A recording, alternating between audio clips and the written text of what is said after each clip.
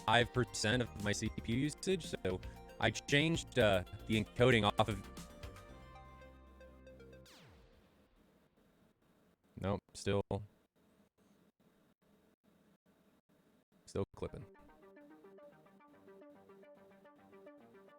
Are we clipping? Are we good? Yep. Why? God.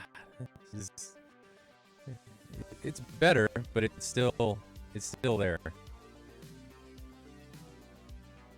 What happens if I turn off one of these? Oh, where did my taskbar go?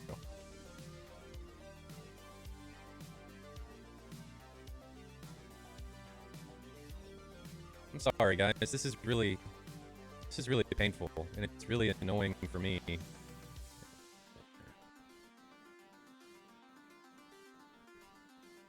Let's turn this off. Yes. Is that working? No. Why? I wonder if my...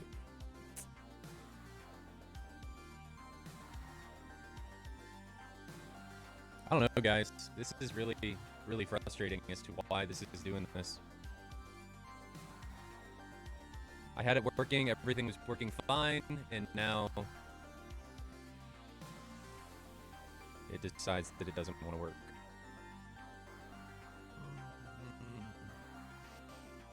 So if we go back to here, I bet you it works now.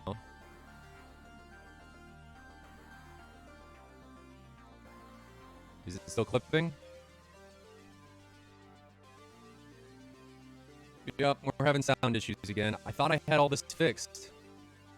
I don't know why it's doing this. So it's still doing it even now. So it's like when I switch to DCS, it decides that it wants to freak out. So let me think for a minute on what I can do to try and fix this.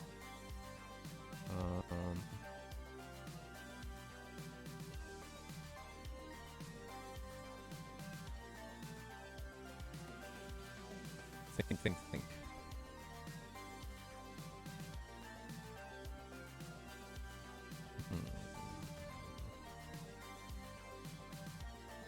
It's like DCS.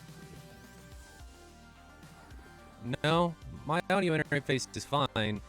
I think it has something to do with DCS. And changing the main input. So we'll put it on default and see if that does anything.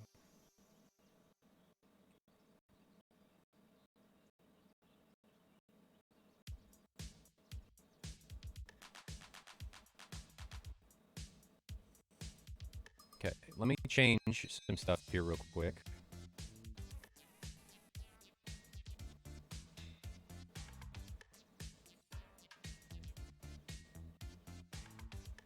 I think you may be right, whoever just said that, in that it's the devices that DCS is using. So give me a second as I try and correct this. Turn that off.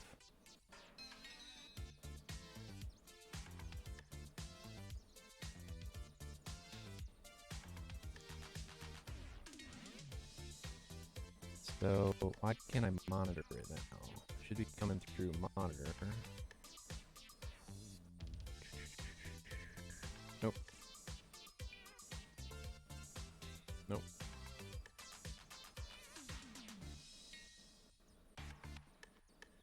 Monitor.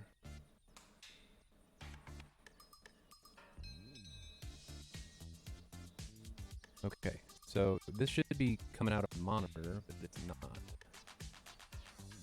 Why is it not?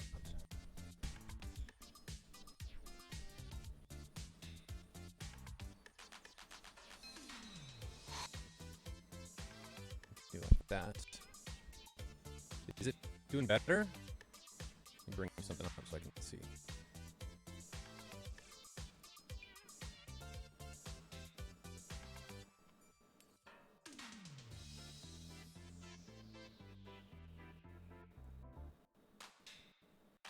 Is that any better, guys? Like, is it still freaking out? Wiggle my toes. Let's do this. Still the same. I think it's something to do with voice meter. I've never had this problem before. I don't know why it's doing this. Still the same. Maybe if I can put my microphone. No.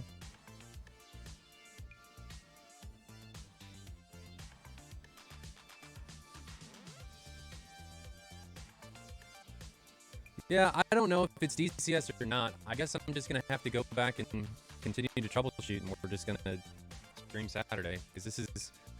I've never had these issues before. I don't get it. I don't know why it's doing this. Never had these problems before, and I thought I had them fixed, and it's not fixed. Well, we were streaming something without DCS. I mean, I can turn DCS off.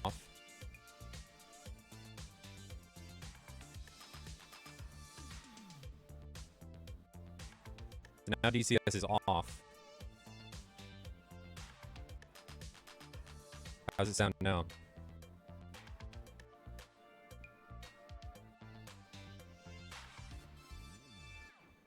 Still there. Yeah, it's like when we go...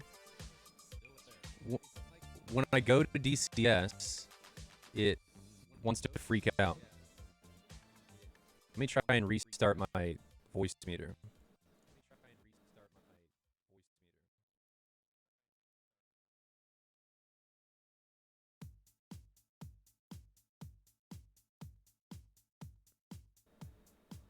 Is that okay? So it sounds better now. So it's like something's going on with DCS and voice meter. So now when I bring this up, let's see what it does.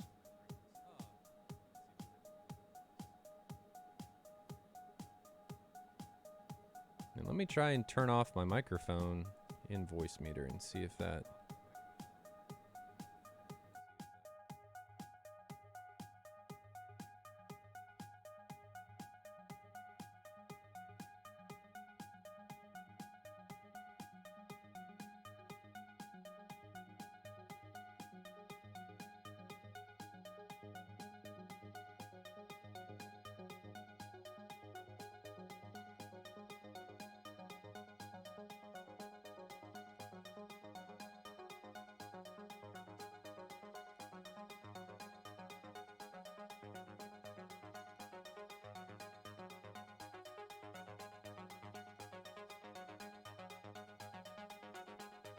Okay, so does it sound good now?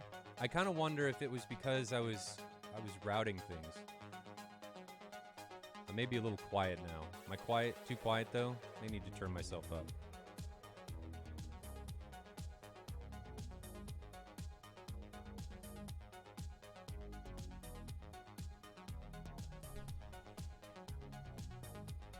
Let's try that.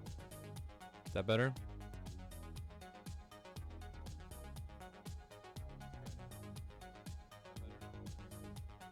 But I feel like I'm clipping now.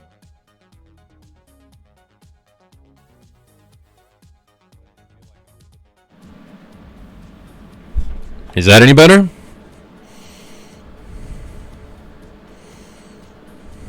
Is that any better? Is that any better? That's really loud. That's really loud. That's really loud. How's that?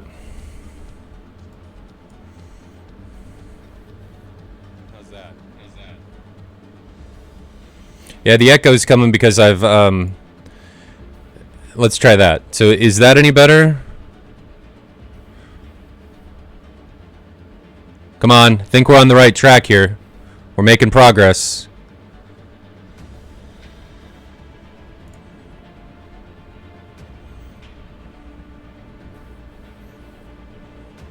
Too loud.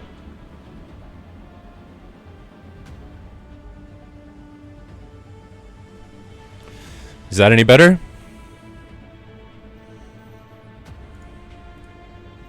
It says better.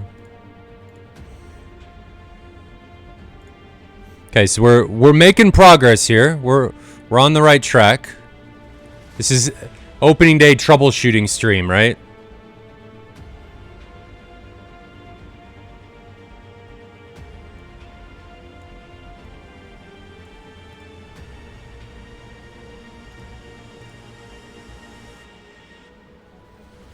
That should be A.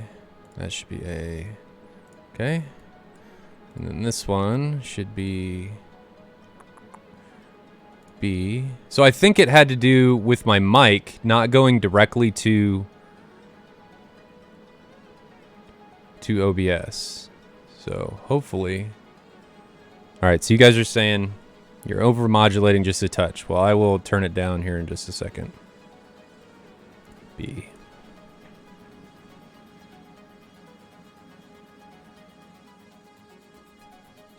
How's that? Is that better?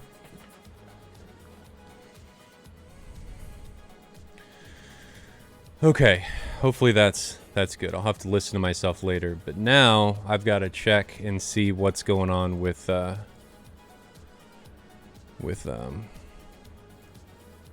OBS.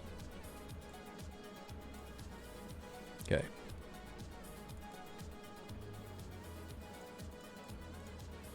I don't know why it's just showing this now. This window capture was working fine. And now, all of a sudden, like I had this all working yesterday, the day before. Window, capture method automatic. Try that. Ha ha! Yeah! Alright. Fix that one.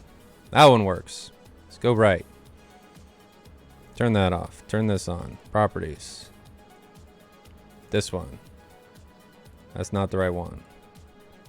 Okay, so we need to rename the left window. Guys, we're making progress here. I promise we're going to have a stream today. It's going to happen. It's going to happen. Okay? So we're going to rename this to left. Change title. All right.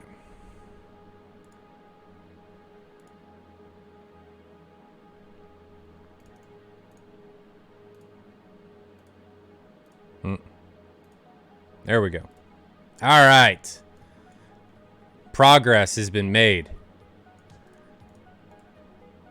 We have made progress. It has happened. Now, hopefully, it'll stay progress. So, we'll have to see. Have to see what goes down here. Bring up my chat so I can see what's going on. Okay. Right now, TACView is 40% off. So, I really hope... Does everything sound okay right now? I hope to God it does. Let me check to make sure that we're not getting anything for DCS though through A and B. So that is a problem. Let me make sure that it's going. All right, I'm going to restart voice meter one more time. You guys are my troubleshooting crew, and we'll get this going.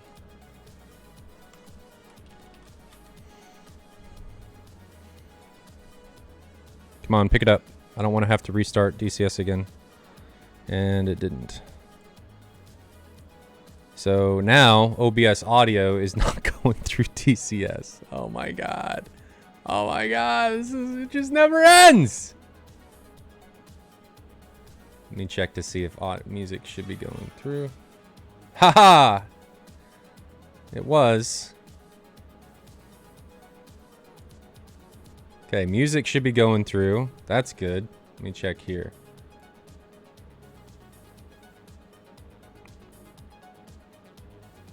All right, we're good to go. Sweet. Hot diggity damn. Now, hopefully...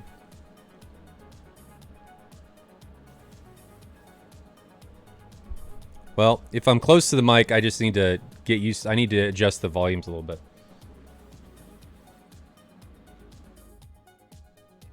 Try and turn it down a little bit. Is that better?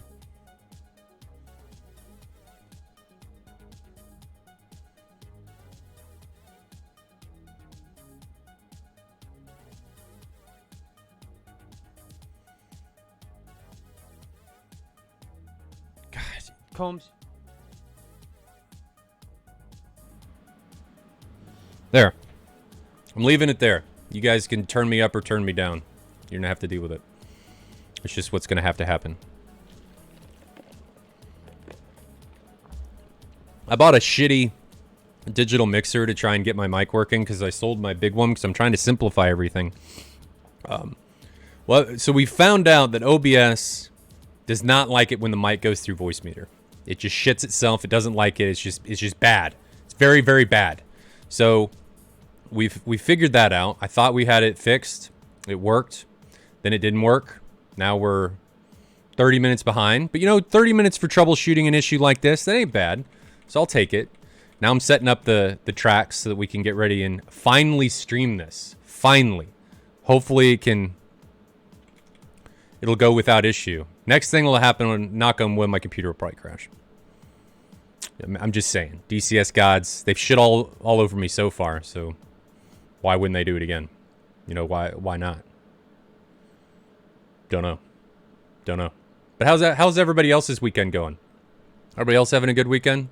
Just getting tracks in the right position. Gotta fast forward a little bit. Since we're running 2 cameras, it just takes a little getting and going. Roundabout says he's off for 12 days. Well, you guys can go get hit by a truck, delivery truck, and then you guys can be off indefinitely too. With minor brain damage, but, you know, still get to be off, I guess. 13, 14, boop. Okay. Slow these forwards down. There we go. There we go. Turn the music up a smidgen. Why I gotta get hit by a delivery truck? Well, you know, it was really my choice. I was the guy that decided today is the day I'm gonna go out and get hit by a delivery truck. I need to turn my head around. There we go. It was just something that I thought that I should do. I just... Bold choice, Cotton. Yeah, I was making bold choices that day. Just like, today's the day. I'm gonna go do it. Found an intersection, went out, bam! Tackled the delivery truck. Still haven't broken a bone in my life, you know? Big dent like this in the side of the truck. No broken bones. It's great. It's great. You know, like one of those chalk drawings on the ground of dead people? It's like that on the side of the truck. True story. True story. And then evidently I tried to go, I tried to fight the police when they showed up because I was waking up from being unconscious. They were good about it, but evidently there's video of me like trying to have an altercation with, because I was mad that I got in a wreck, so I was trying to fight someone. Not the delivery driver. I was trying to fight the cops. So I don't know. I got taken to the hospital and discharged a few hours later and had to have some surgeries, but whatever. I lived. You guys don't need to feel sorry for me. It is what it is. Will that be on stream, Man Bear Pig? Probably not. We don't need to relive Moltar's glory days. We don't need to go back through that. But you know, it is what it is. Okay, so let me get this going. Just let the streams catch up. And we will finally flip over and watch this. Looks like I need to fix the chat and make that a little bit bigger. But we will flip over and get into everything going. So the streams are going. Let's get in. Set up some camera angles here. Boom. So something else that's going to happen. Please, to God, say that my mic is still working. Please, please, please, for the love that all that is holy, please say that everything is working as I'm in DCS now. Come on. There we go. Okay. Where's my camera? Let's do that. Okay, so let's jump into the sim, see what's going on, and we will get things underway. So let's jump in. Ride along with 36 as they get ready to taxi, and here we go. Can you guys hear anything? I feel like you can't hear anything. Is it really low? I can't hear anything. No game sound. Now we move on to the next part of troubleshooting. Game sound. Do you have game sound now? I don't hear game sound. It's not paused. It works.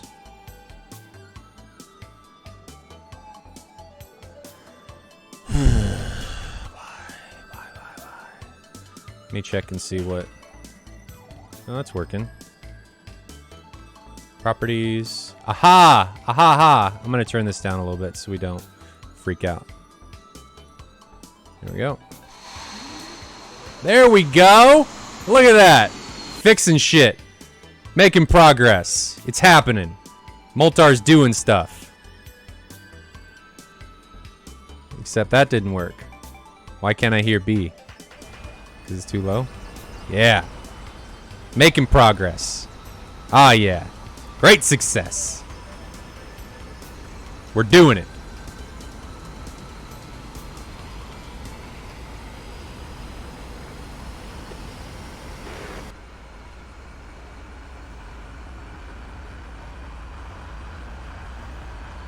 So how do you guys think this match is going to play out? You guys think we're going to document your steps to solving this? Dude, I don't document shit. Shifty mover labels are... So labels I turned on after the fact. They can't see labels when they're flying against each other. But I thought, hey, we're reliving this. We got to turn labels on so that you guys can see who's everywhere. You can see missiles when they're coming in. You know, it is what it is. Can you guys should be able to read the labels. Yeah, everything should be pretty readable. So everything should be good to go. Everybody's getting their taxi on now. I'm going to start turning up volumes.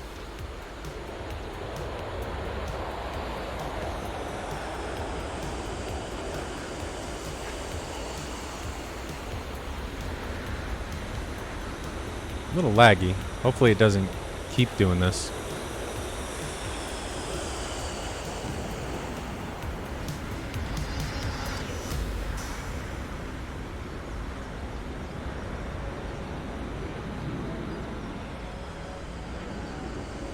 I think it was just a little laggy.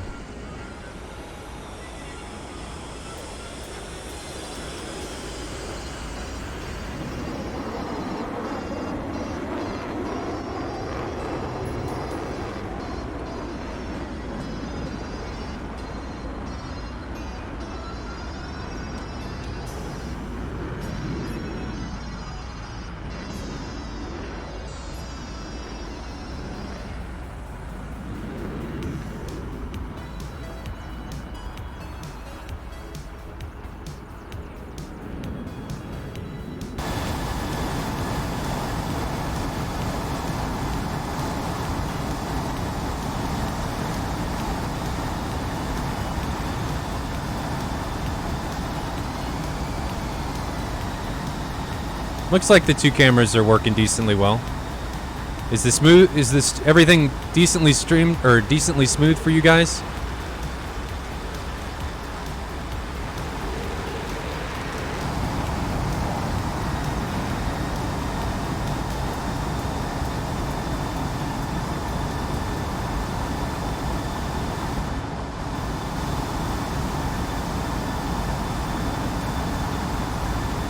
Tad laggy.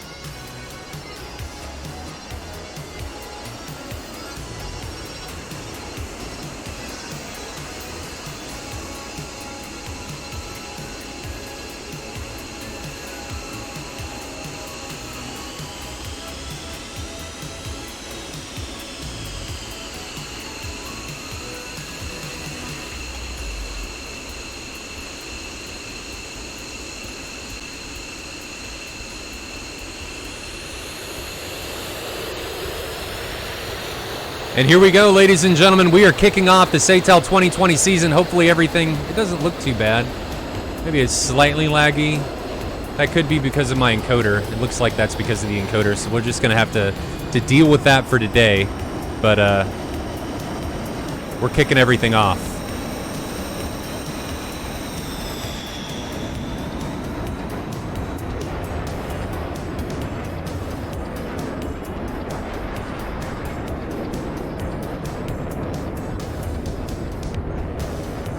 Labels are on, flying gas masks, that you guys can see what is going on. They can't see labels, so they're only on for the stream. I went into it, since this is a track, I can turn things on and off.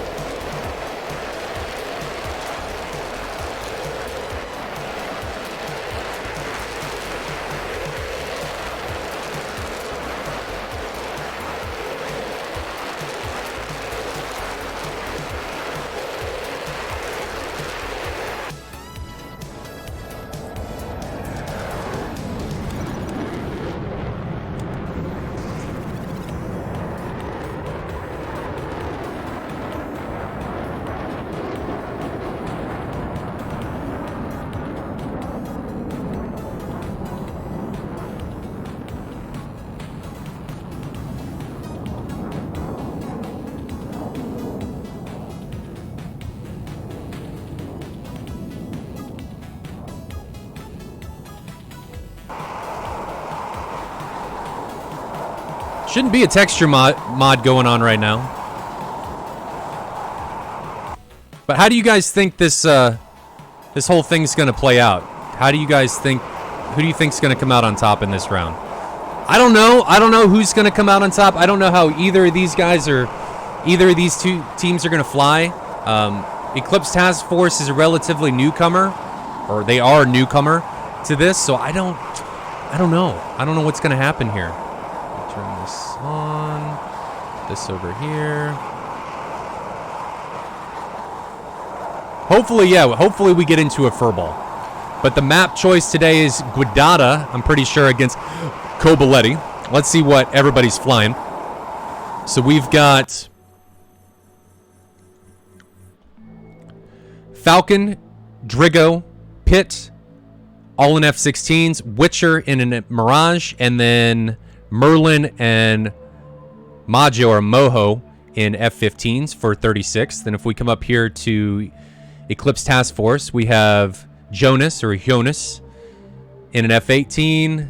Who else is in an F-18? I Love Crayons in an F-18. 3 JF-17s, Riker, Breeze, and Dizzy.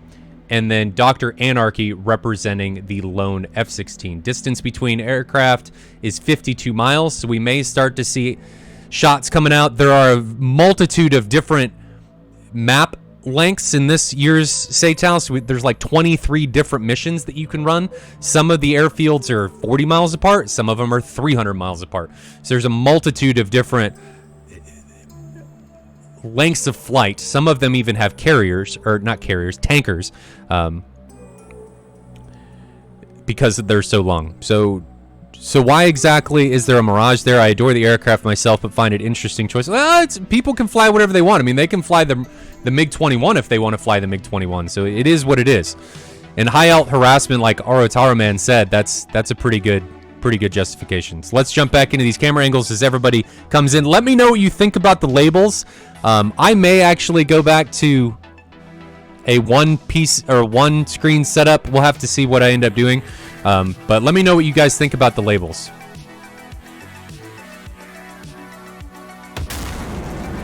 Over Mach 1 coming in here.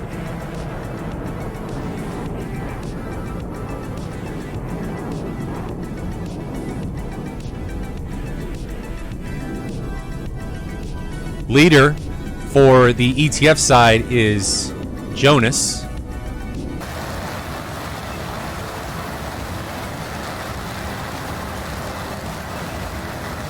But I need your guys' input on how, or what you guys think of the labels, what you think of the 2PC, or not 2PC, but multiple camera setup. I just want to know what you guys think. First missile is off from Jonas. It's an AIM 120B.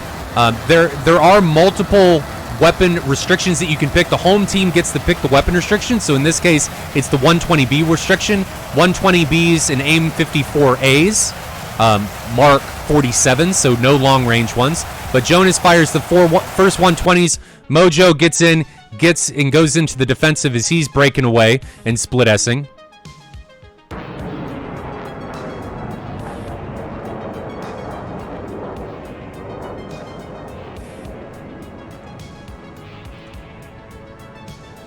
Merlin also broke away during that engagement here. So you can see Merlin broke away, Majo broke away, and Jonas also broke away. Let's change this music and do some attack music.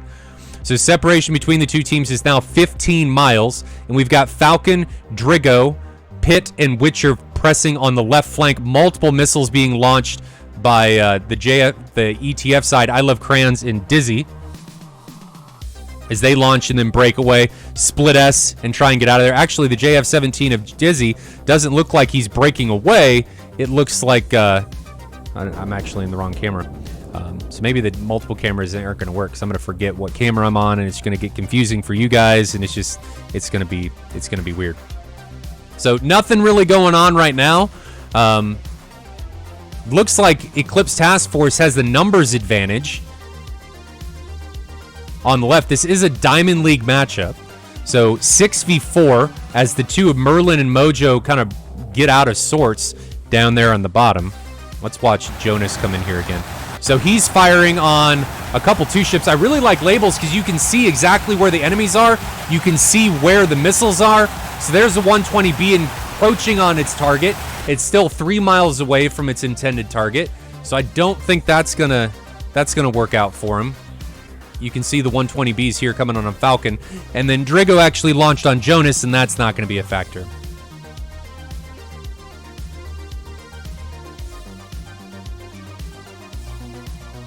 We now have Dr. Anarchy ingressing at Mach 1 low altitude. He's got his lights on, which is a little disheartening. He has somebody up to his left? No. So he's got the guy right in front of him off to his left at 8.5 miles is Pitt, and the guy off to his right at 8 miles is Drigo, I think. No, Pitt's off. Where is Pitt? There's Pitt. So Pitt's actually above him, 3 miles and close. They don't see each other. 120B was launched on Drigo. That's not going to be a factor.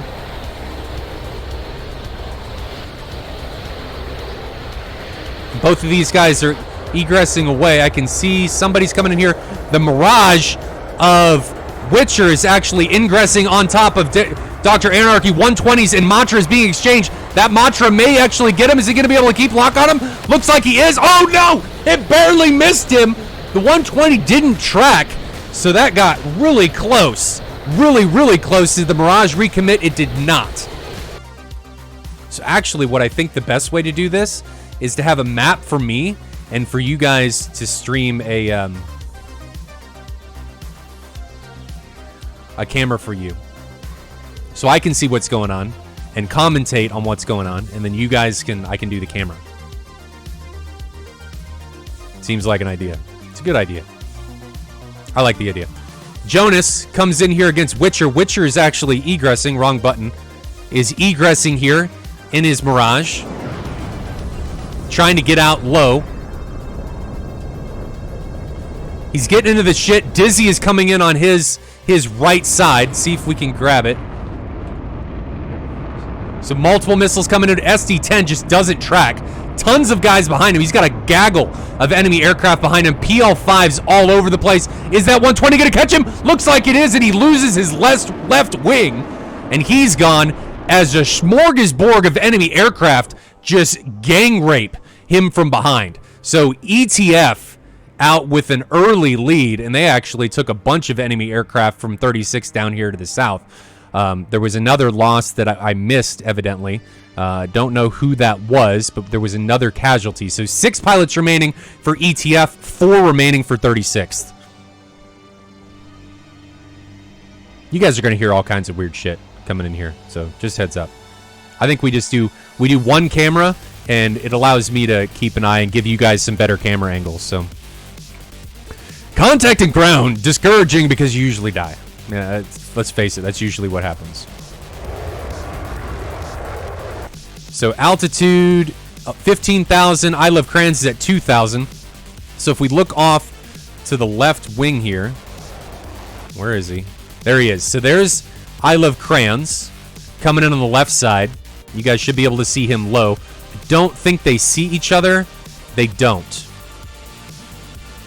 But we've got missiles incoming onto I Love Crayons. He's actually in a Blue Angels livery. There's the 120B out there. Doesn't look like it's going to have the energy to track him.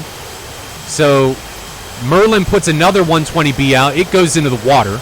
And you can see the first one he launched is now falling behind and hit the water behind him. So with this multi-camera setup, I think it's best that I give you guys a camera and then just be able to have the map on another one. So still 4 pilots remaining. Breeze is getting his coming in on Drigo. Can we grab him? Let's grab him. There's Drigo. 120's being launched onto Drigo from Breeze. Or actually, I think that may be an SD-10 since he's in a JF-17. And Drigo gets taken down by Breeze. So now it's 3v6. Riker's dragging a 120B. That thing's totally out of energy, so that shouldn't be a problem anymore.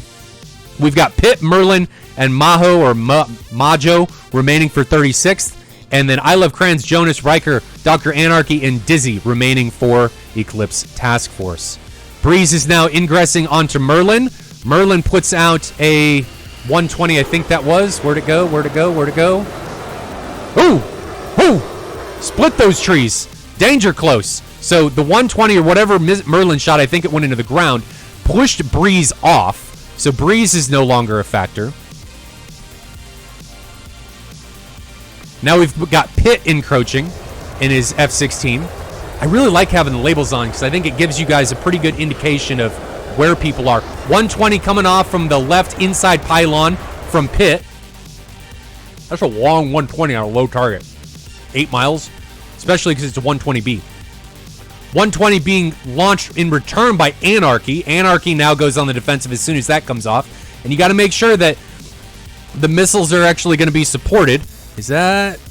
No. So Anarchy's able to get away from that one. Merlin puts a 120. I think that's on Breeze. That's not going to be a factor. Labels are nice. Yeah. They are very nice. Very nice. Even for people that aren't new to DCS, man, labels are nice just to be able to see where the hell things are. Let's shorten that. So Dr. Anarchy's now coming head-to-head with Merlin. See if we can grab him. Oh, had him. So there's Merlin, 120 coming out on Merlin. And Dr. Anarchy, while we're riding along with him, gets taken down. Does Merlin get popped? Don't know. Merlin's got that 120 coming in on him. Can we see it? Where is it? Where is it? Where is it? There it is. He's trying to vertically run it out of energy. It gets close, smelling exhaust fumes. Oh, a little bit of lag, but I don't think that was a factor in making that missile miss. So, gets really, really close. So Merlin able to cause the first casualty for Eclipse Task Force. Multiple 120s coming from Majo. I'm going to call you Mojo from now on. And Crayons, he's in trouble. Does he know that 120's coming in? He doesn't, because it is in a left-hand bank turn. His RWR is not going to be telling him where that missile is, and it takes him down. So I Love Crayons. I'm going to chalk that up to him being in a turn. Gets popped. A little bit of lag from that missile. And now Breeze has got a 120 coming on him. Does he know that's coming? No, he was in a left-hand turn. So Majo or Mojo just schmammers the bejesus out of Eclipse Task Force and equalizes this. Instead of it being a 5v3, it is now a 3v3. Wowie, wow, wow, wow, wow, wow. Merlin, I think it was one of these guys, starts with an M, equalizing. Merlin now coming in head-to-head with Dizzy. 120 coming off from the belly. On to Dizzy. Danger close. Dizzy is way too close to be able to defend that. He tries to get away, and he gets taken down in his JF-17. That is unfortunate. So 36th has come back with a vengeance. Merlin breaks away. His closest pursuer is 2 miles. Pitt now comes in, launches a 120 on Riker. Riker not defending yet. Riker, what are you doing? Do you have your RWR on? What is going on? Nothing, because the missile missed. PL-5 gets launched from Riker. That's not going to work. Maybe it will on Merlin. Merlin's trying to defend that PL5 as it comes in. No flares coming from him. Is it out of energy? Don't see the PL5 yet. And we're not going to because I don't know where it went. Merlin is going to hit the ground. No, he's not. Oh, but Merlin gets taken down from a missile from Jonas. And it is now a 2v3? 2v2. Maho and Pitt against Jonas and Riker. So Maho is now pressing against the 2-ship of Eclipse Task Force. Boring song.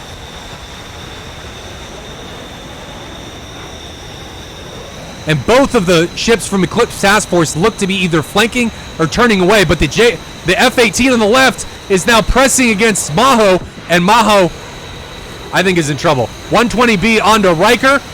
Does he see Jonas? No. Oh, wrong button. So Maho takes down Riker and is now merged with Jonas. Does he see him? He's coming up over the top. Think he sees him. He's got one AIM-9 remaining. AIM-9 coming in on him. Not a factor. It's not an X, so it's not going to be able to turn with him. Where is his partner? So Pitt puts a missile out onto Jonas. Or was that a friendly kill? That looked like a friendly kill. That was bad. Bad, bad, bad. AIM-9M now coming up on Maho. So I think it's Pitt and Maho. Now I think it's a 1v1. Yeah. So Pitt actually shot Maho. That's unfortunate. He's got one 120 remaining. It's a little bit of friendly fratricide. Friendly fire is not fair, especially when if it's a 2v1. You know, you're kind of fighting yourself there. Mayo. Is that really how I'm supposed to say it? Mayo? I don't know.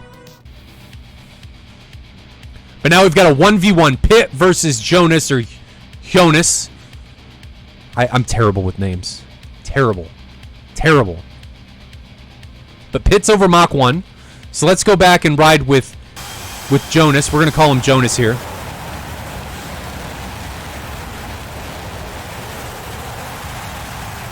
Is he going to be able to run him down? Pitt has a ton of airspeed advantage here. He's like 150 knots over Jonas. And actually, Jonas just ran into the ground. That is unfortunate. That is very unfortunate there. But Eclipse Task Force is able to take it. I don't know if Pitt ran out of fuel or just hit the ground or what happened there, but that's it. Hopefully the track didn't desync. Doesn't look like as he's climbing up and away. So, looks like we're good. Eclipse Task Force takes that one. Not sure if they're going to make him land. I can't see chat. So, I don't know. Oh, Pitt was kicked from the server for lag? Ah. Okay. That makes sense. So, Eclipse Task Force, how do I say these names? Is it Jonas or Jonas? How do I say that?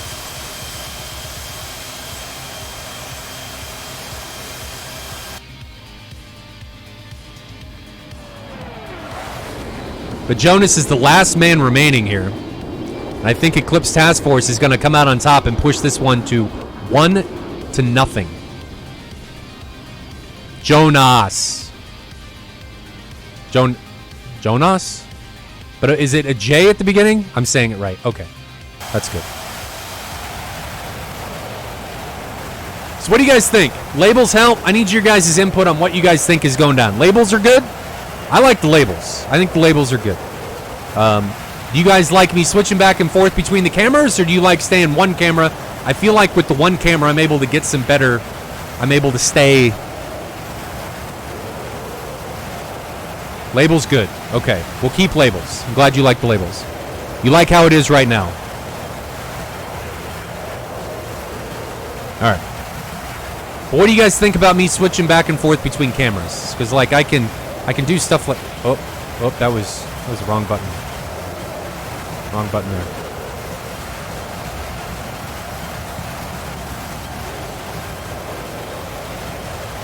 Got to bring back up my windows here. There we go. Because I can do things like this. Well, you guys won't even really know.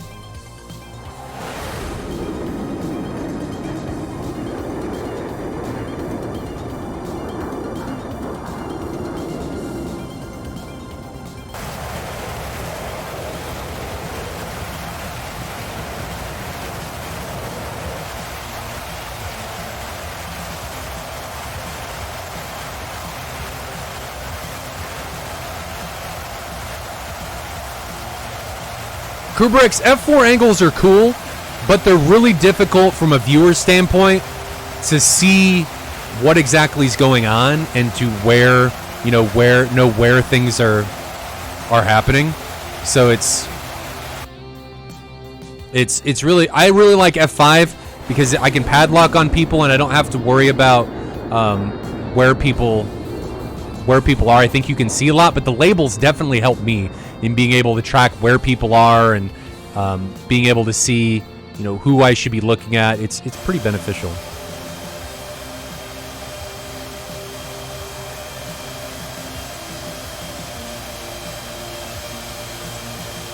How was the lag? Everything decently smooth? I think part of it not being smooth is because I'm using CPU encoding right now, so that may be the reason why it's not lag-free instead of MVENC. He has to RTB, so they took off. Eclipse Task Force took off from Godata, so he actually has to make it back to Godata. So let's actually talk about, while you guys are watching this, let's talk about the rules and how everything works this year. For anybody that's new to SATAL, SATAL is a squadron air-to-air league.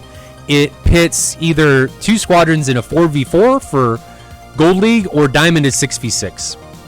So it pits 2 squadrons against one another. This year, there's 2 different weapon restrictions that can be chosen.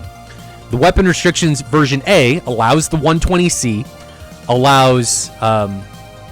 but it also allows only 2 SD10s, which we may actually change because the SD10 got a huge nerf. So we'll have to see. I may actually allow that. I got to talk to the teams because the SD10 is not nearly as good as it used to be. It got a massive nerf.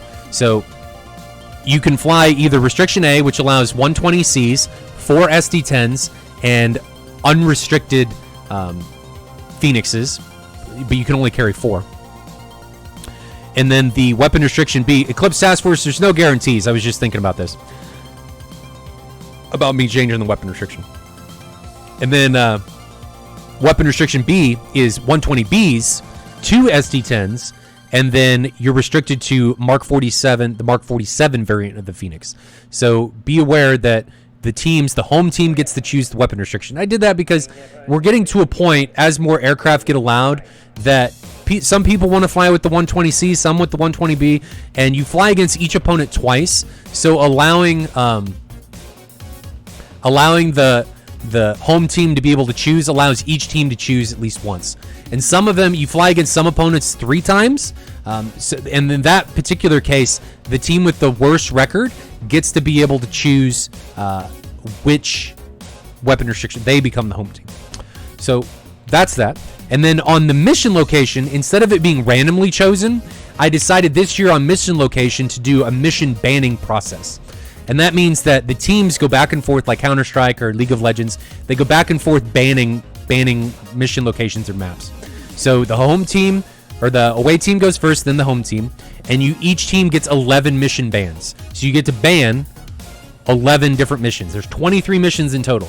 So in total, 22 missions will be banned, and then the last mission remaining is the one that the team will fly. So whatever that 23rd mission is that is not banned is the one that's going to be flown. So that allows teams to be able to choose, in a sense, their theater of war that they're going to be flying in, whether they're going to fly a long mission, a short mission, a medium mission, something with the Gold Leagues. Everybody has AWACS. In Diamond, half the missions have AWACS, half of them don't. So it allows the Diamond League teams to choose, are they going to fly with AWACS or not.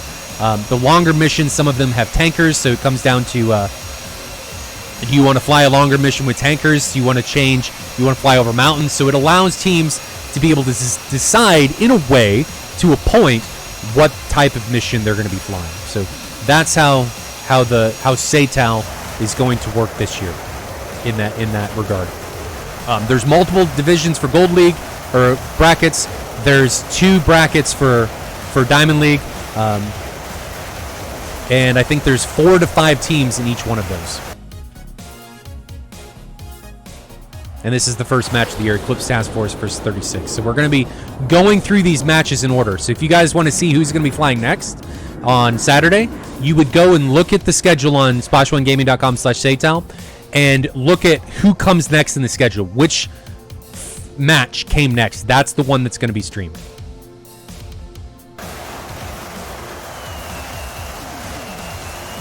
So we just got to watch Jonas going for a landing here at Guadana. Guadana's right there.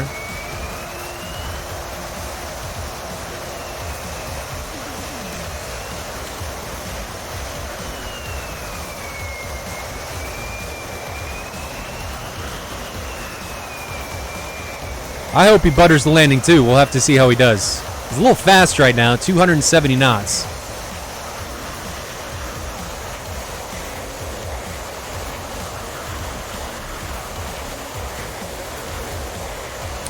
So Foxtrot Alpha asked why the SD10 was restricted. It was restricted originally because it was drastically overperforming.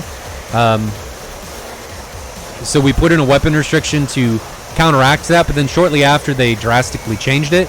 So in B League, or in the, not B League, in the B weapon restrictions, because it's been nerfed to the point, I may allow it to carry 4. We'll just have to see.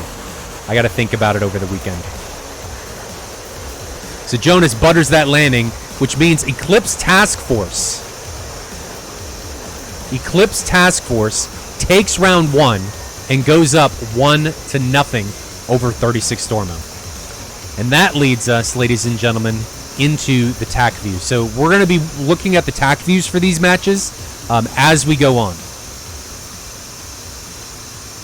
Pull up the tac view here. That is not what I wanted to push. Do this.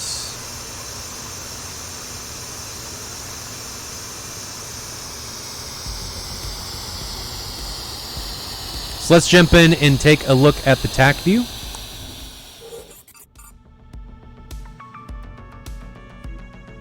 So we're going to look at the tac view here and take a look at how everybody got on through this whole thing. It looks like I need to change something right quick.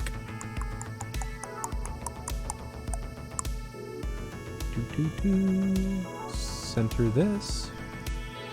Center the screen. There we go. So let's have a look at the tac view and see how this all went down. I'm gonna try and do my best.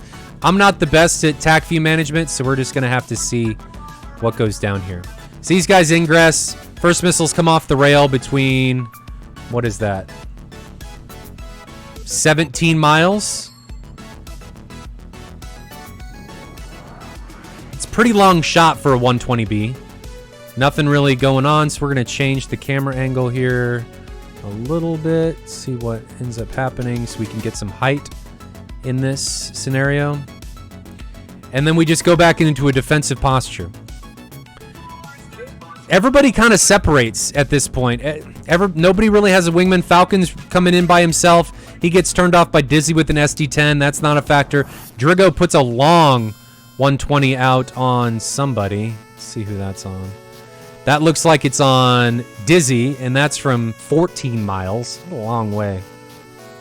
That's with a 120 when you're at medium. That's just not going to work. It's too far. You really need to be like under 10 miles with the 120B. It's just not applicable. This, I think, is our first casualty. If we look right here, Jonas against Falcon. Jonas had a pretty good.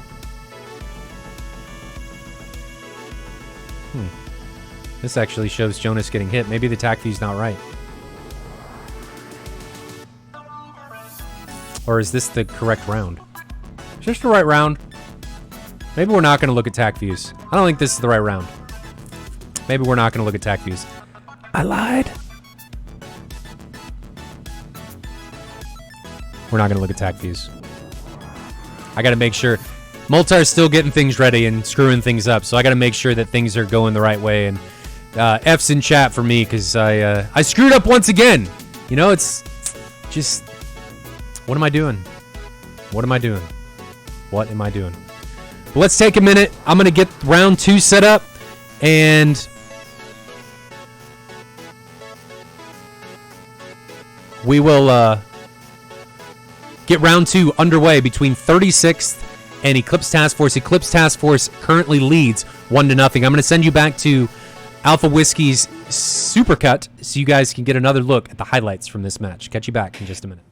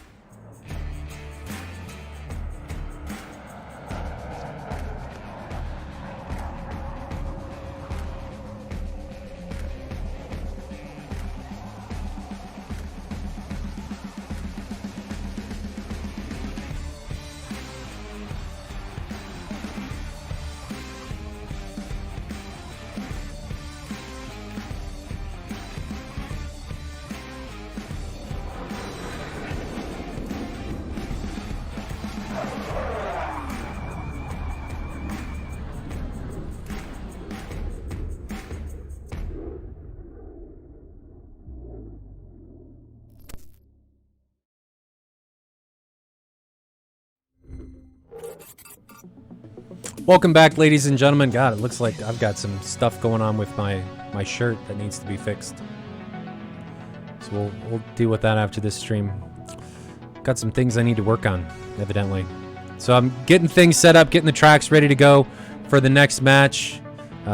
This is going to be round 2. It may actually be round 3, but it doesn't really matter. It actually keeps me more on my toes with who's flying, or me not knowing what's going to happen in a round. So we're going to fast forward.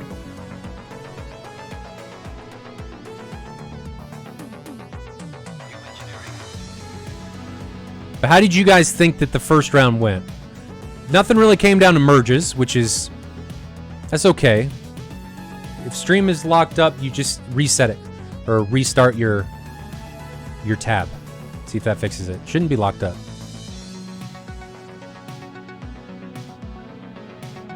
Let's see.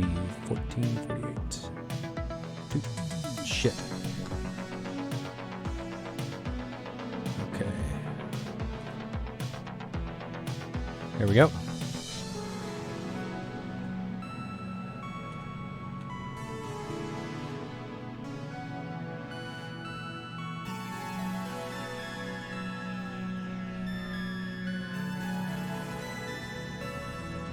Just getting things set up. But how'd you guys think the round went? It felt bad for the Mirage, says Solomon. Yeah. Maybe. Mirage kind of got bamboozled there at the beginning of that round. So that was unfortunate.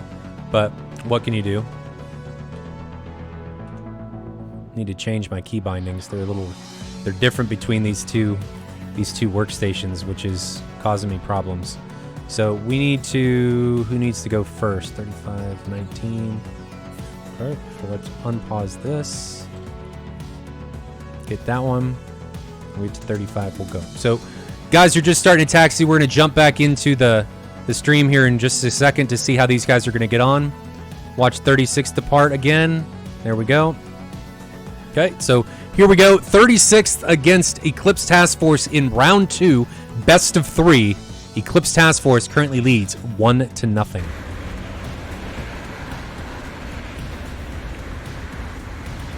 Witcher taxiing through right here.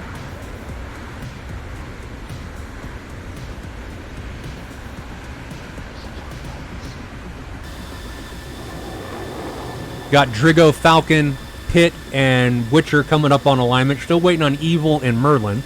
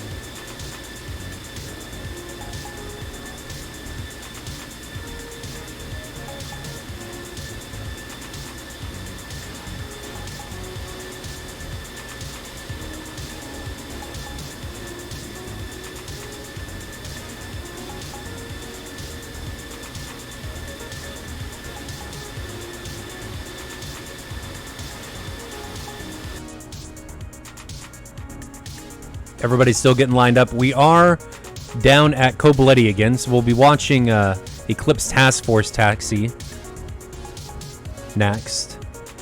Astro GTX says, is this max graphics settings? It's pretty close. I don't have MSAA on, but it's pretty close. Everything else is on high or extreme. Trees, I think, are all the way up. Default shadows are on. So it's pretty close. I'm not using track IR, or not track IR, reshade. So that I turned that off.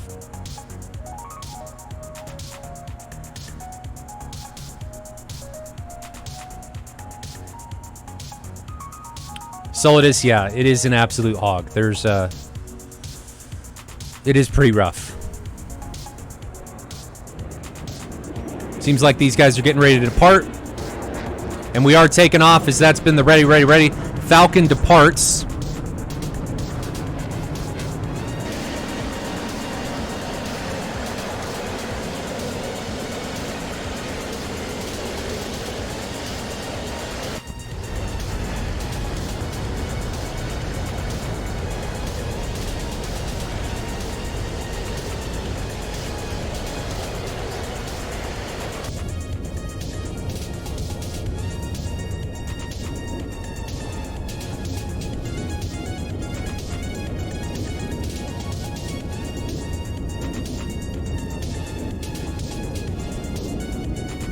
Hey, maybe I could turn it on MSAA on 1080p, but running 2 clients, it would cause some problems. I don't run it in my normal gaming stuff because it affects spotting, and I play at 4K, and it's too bad.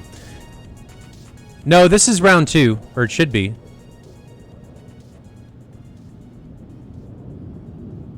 Should be a different round. I hope it's a different round.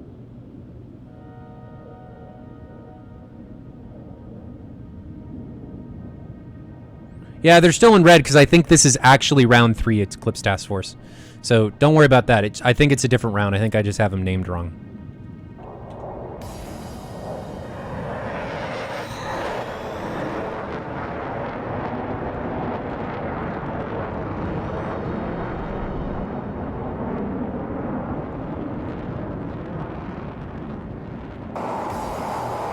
Are there any rules concerning aircraft choice?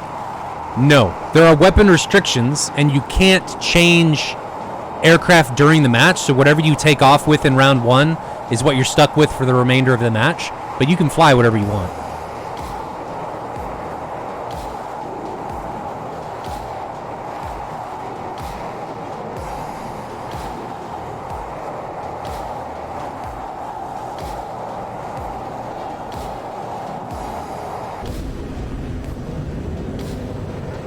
Riding along now with Dizzy over the wing, seeing Anarchy out in front. I gotta talk to Merlin about these new streams. It's rough doing it by myself. Blue's taking control of the bubble. These guys are still climbing up and out, riding along with Dizzy out of Guadata. Eclipse Task Force, 36 came out of Coboletti. Eclipse Task Force came out of Guadata.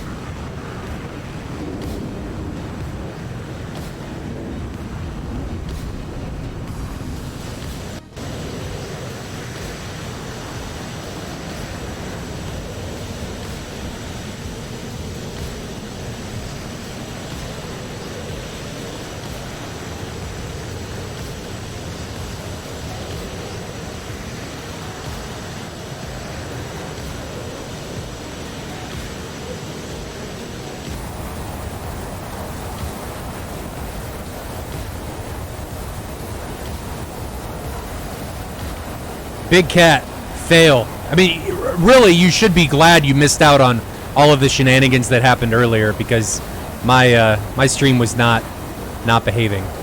So you didn't miss out on too much.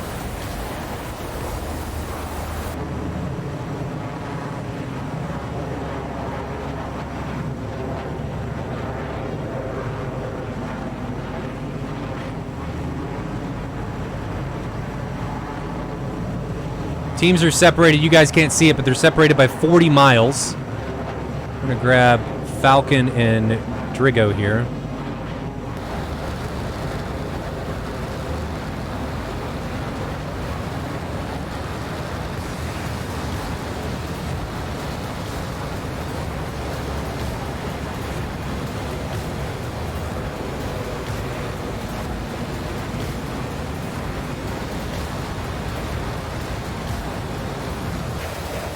Riding along with I Love Crayons in his Blue Angels combat-ready aircraft. I don't think the Blue Angels were ready to fire missiles. Don't even think they're able to carry pylons, but maybe they are in case of a time of war. Maybe I think that actually now they are. They can do it. They take them all off.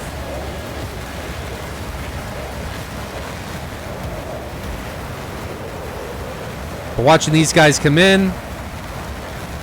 You guys know when missiles start to come off the air, separation between the two teams is now 17 miles. So let's jump in and let you guys see what's going on. So this is what the overarching situation looks like. First missiles coming off from Drigo and Falcon, and then I Love Crayons and Jonas respond with missiles of their own.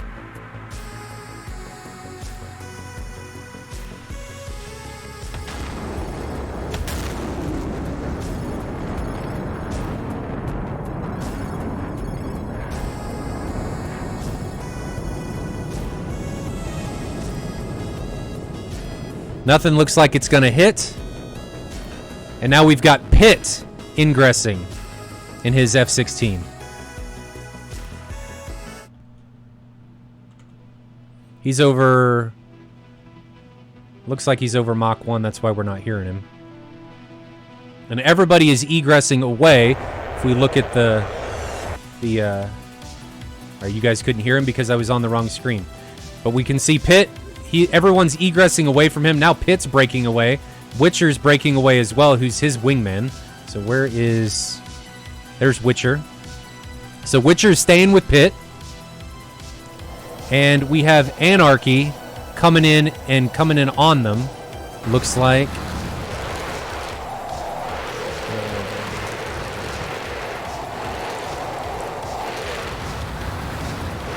Oh, don't see anybody. They must be too far away.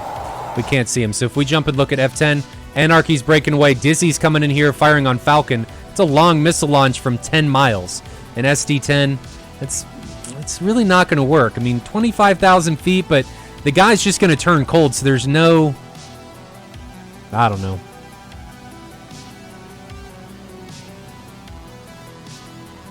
Yeah, around... Blue team labels are a little hard to see. I may mess with... reshade and see if I can change that color blue. Maybe that'll end up working. But missile comes out 120 onto Dizzy. That's not a factor.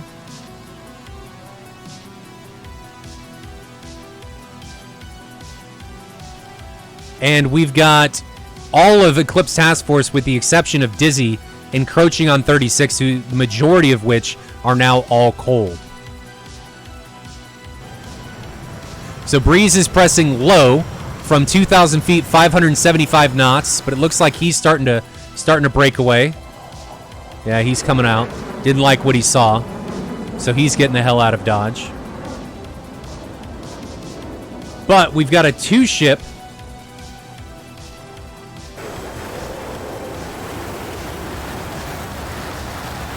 of I Love Crayons and his wingman of Jonas coming in and pressing. I Love Crayons still has all three tanks on. It's a lot of drag.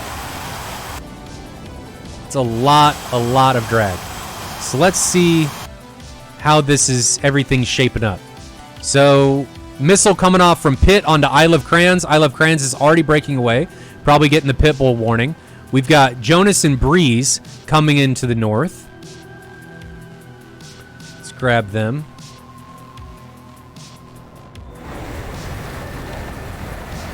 So they're ingressing. Falcon is still hot up to the left, but Breeze looks like he's breaking away. I'd like to see him keep the press onto Falcon, because Falcon, I don't know that sees him, but if he breaks away like this, he's just not going to be in a good position. But now we've got Jonas, who's in a world of trouble, with the 120 coming on him, and he gets taken out. So Jonas is the first casualty of this round, getting taken out by Falcon. Breeze would have been in an ideal position to avenge his comrade, but instead turns tail and runs. Nothing wrong with that, but he was in a really good position, decent altitude discrepancy to be able to capitalize on that tunnel vision that Falcon had onto Jonas. And in all actuality, if Falcon would have stayed hot, Breeze would have been in a world of trouble. Breeze would have been in big trouble. So 6 pilots remaining for 36, 5 remaining for Eclipse Task Force. SD10 coming in onto Witcher. Think he's going to be fine getting away from that. He's in the lawn dart, the Dorito of the Mirage. Don't foresee that being a problem.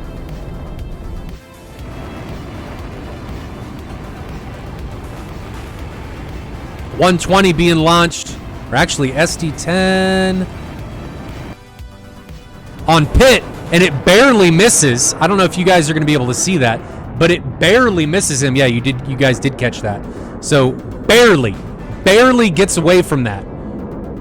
Like, broke at the very last possible moment to be able to get away from that effectively.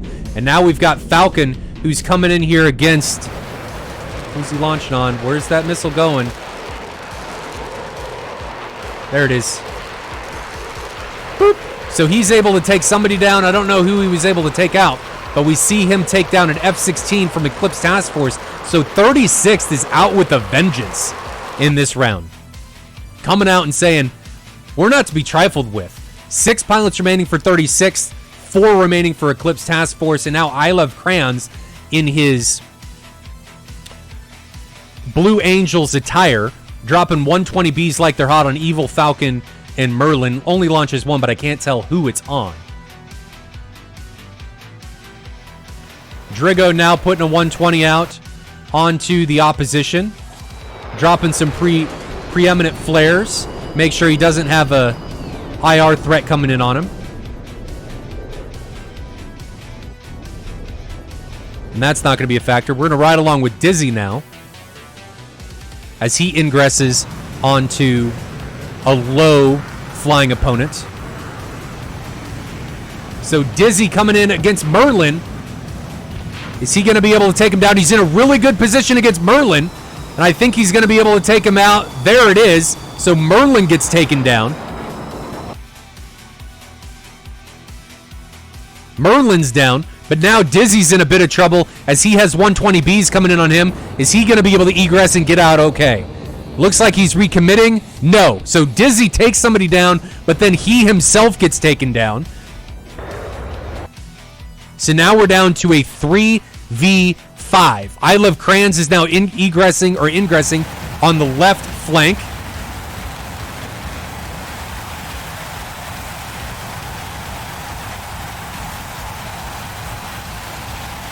And he's defending now because he's got a 120 coming in on him, but it's not going to be close enough to cause any type of trouble. Let's see if we can grab it. There's the 120 behind him. That's not going to be a problem.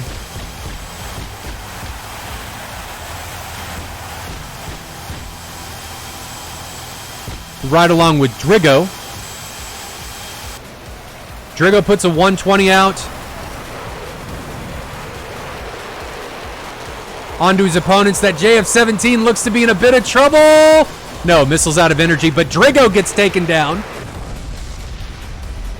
So Eclipse Task Force coming back. They were at a pretty big disadvantage, but they're coming back. Now it's a 4v3. Was a 5v3.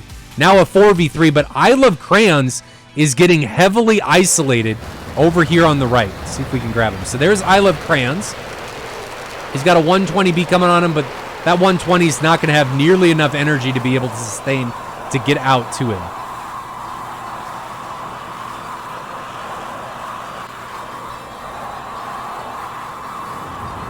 Well, if we watch, I Love Crayons is recommitted, and he actually gets taken down. So you guys saw that happen over the shoulder of Pitt, and there is I Love Crayons getting taken down by Pitt in a long 120. But I Love Crayons just decided that he was gonna recommit into that for some reason. I'm not really sure why. So we're down to a 4v2. 4 pilots remaining for 36, 2 remaining for Eclipse Task Force, and Falcon is now coming in, pressing against Breeze.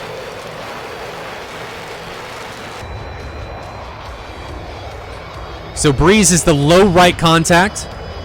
120 coming out from Falcon. Breeze is now broken away. And Breeze gets out in his JF-17.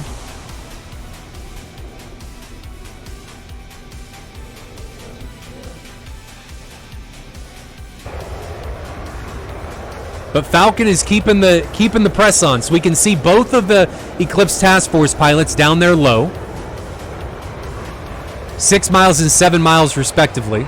Let's take a look and see what the overall shape of the battlefield looks like.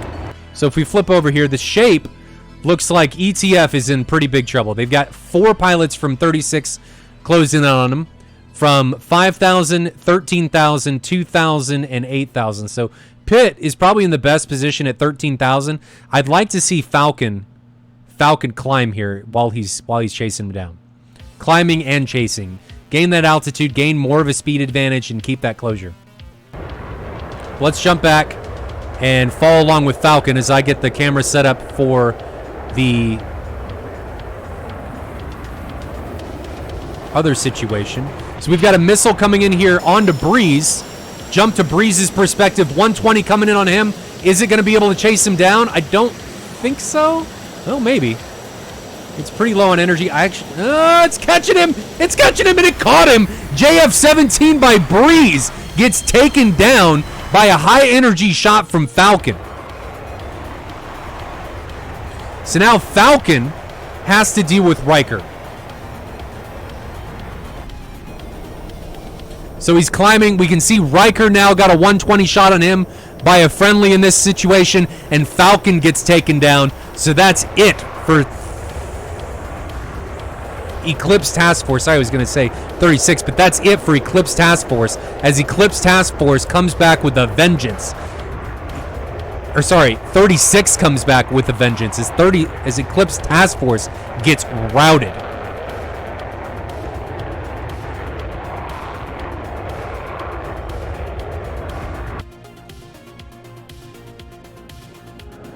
I was a little confused, Broadsword. Leave me alone. Just kidding. I did get a little confused. My brain had a little bit of a fart. Mauser, no dogfight, no merge, unfortunately. But it was a pretty exciting round. I mean, we're able to keep track a bit more of the action in these camera angles, which I'm happy about. So that's good.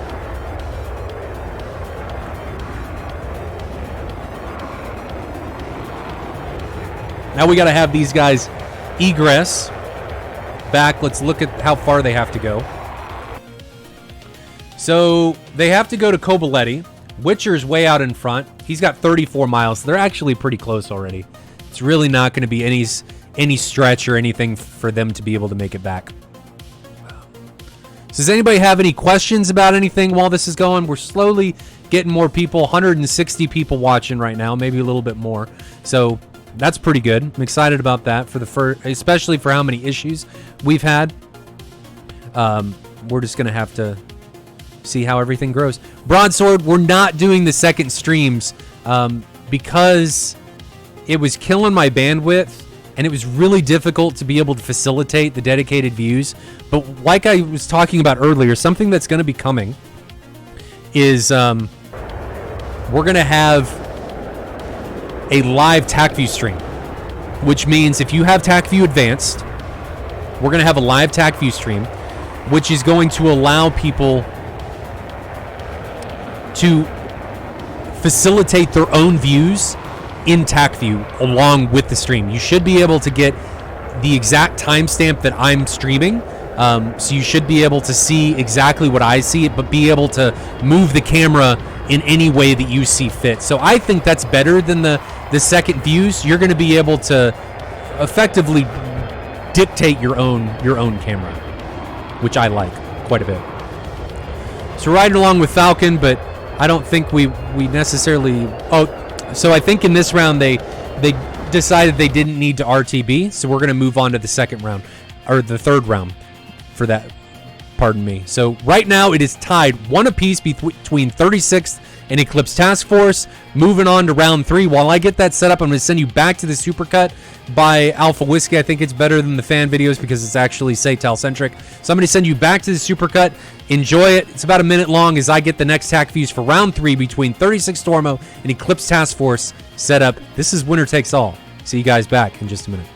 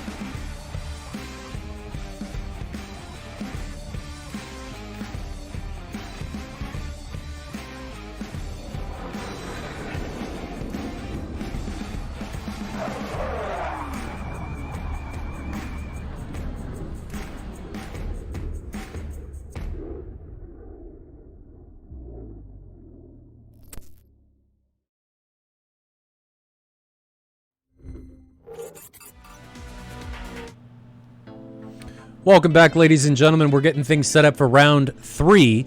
We're all tied up 1 apiece between 36th and Eclipse Task Force. I don't know who's going to come out with this one. I haven't watched any of these. I just kind of go through them real quick to make sure that they're all working. But we're going to be watching Eclipse Task Force depart here out of Kobuleti. We've seen 36 do it a couple times. But we're going to watch 36 do it this time. And I don't know how this is going to go. I'm not entirely sure who's going to come out on top in this one or who's got the advantage coming into this fight. We're just going to have to see. I don't know.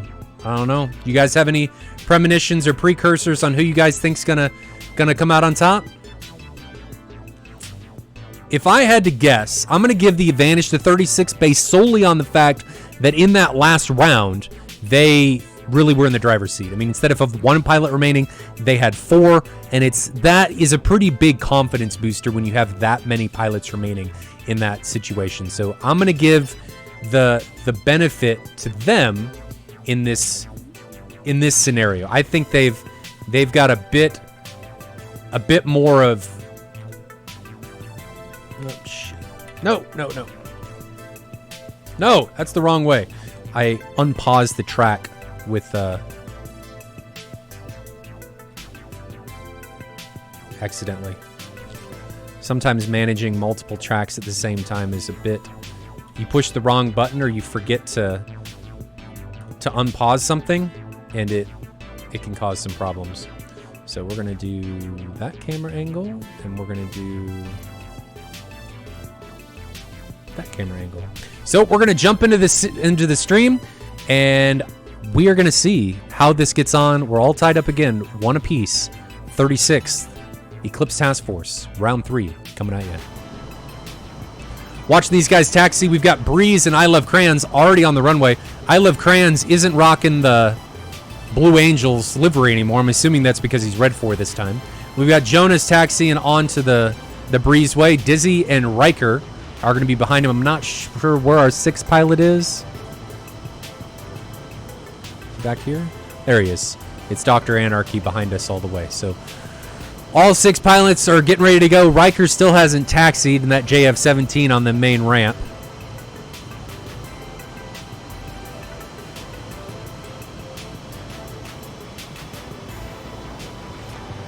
Kruberax, yeah, they did. I don't know. There's a couple flanker pilots left, but I can't. So this is my issue with the flanker. Is I love the flanker. I have several thousand hours in the flanker. I've won SATAC. I've won SATAL in the flanker. It's a great plane, but with all of the stuff going on with other aircraft, it's getting really difficult to balance or to draw all of the balance around one aircraft to keep it relevant. So I tried to make the missile restrictions relevant where teams can choose 120B and 120C. Yeah, you may be at a disadvantage if you're an all flanker team 50% of the time, but it is what it is. The relevancy is, there's not much more I can do. So this is where we're at.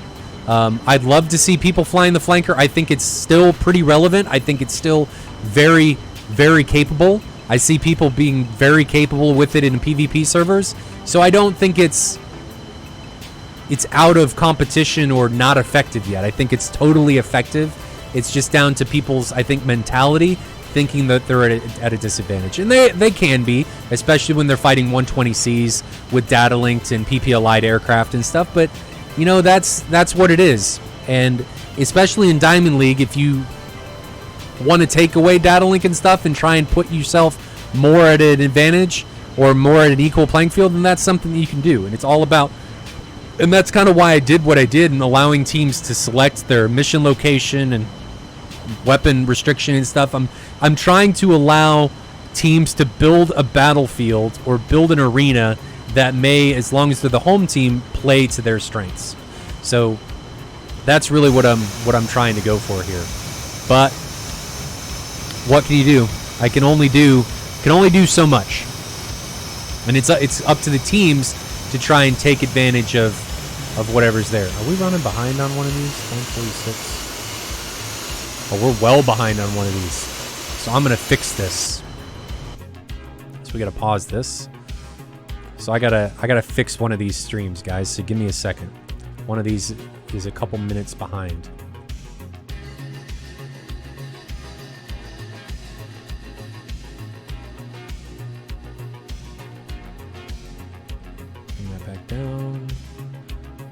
we go. There we go. All right, there we go. So now we're even. So, you know, it is what it is on what's gonna go down. I just hope we're gonna see more teams come back. Lazy Seal, I don't know what's gonna happen. I'm gonna laugh really hard if when they redo the Russian missiles, if they get worse. The SD-10 restriction sucks. I am considering changing it. That's something I got to think about this weekend. The restriction was put in place for it down to 4 because of it overperforming.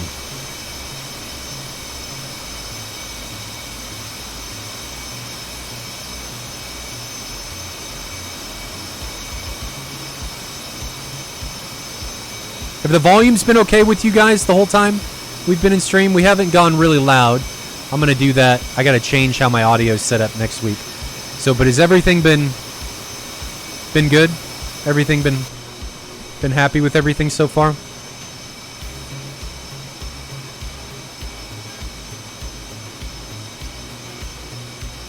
Still waiting on these guys to taxi and get ready to go. We're 13 minutes in. Not sure when they're going to take off. Again, I haven't watched these. Sounds good. Okay. As long as the mic's still working, I'm glad we got all that worked out. Still tied at 1 apiece. I've been managing the scoreboard decently well. Haven't forgotten about it. So just waiting on everybody to get going.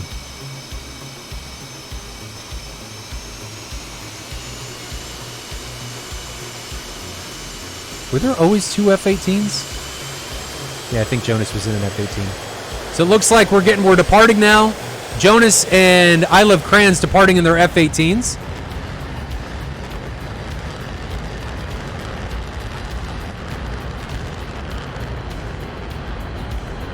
Grab a different camera angle here.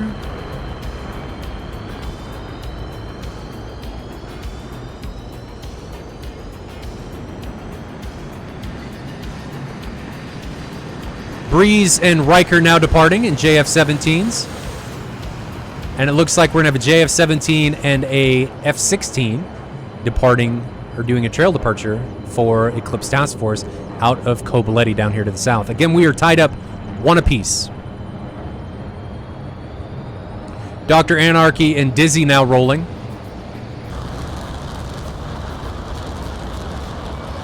So it looks like the second camera, or the second...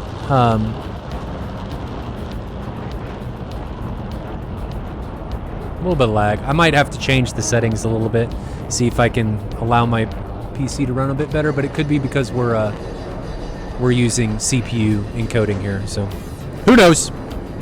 Got to dial some stuff in, but we'll get there.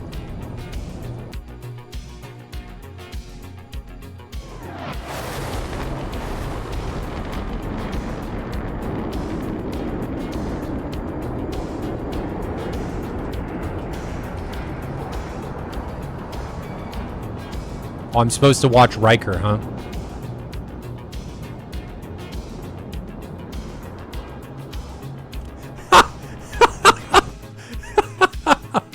Riker, where are you going? Poor guy. At least, you know, Eclipse Task Force, it's your team. I think it's awesome that you have the humility and stuff to say that. That's hilarious. INSSU. That's really funny.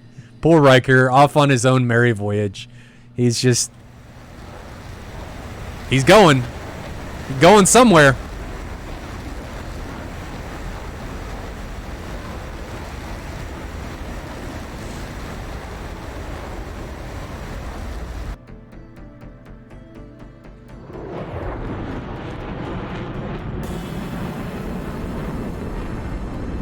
Rutarman says, and Roundabout say they're defecting. It's quite possible. Definitely quite possible. Must have gotten paid off. Iran getting that JF-17.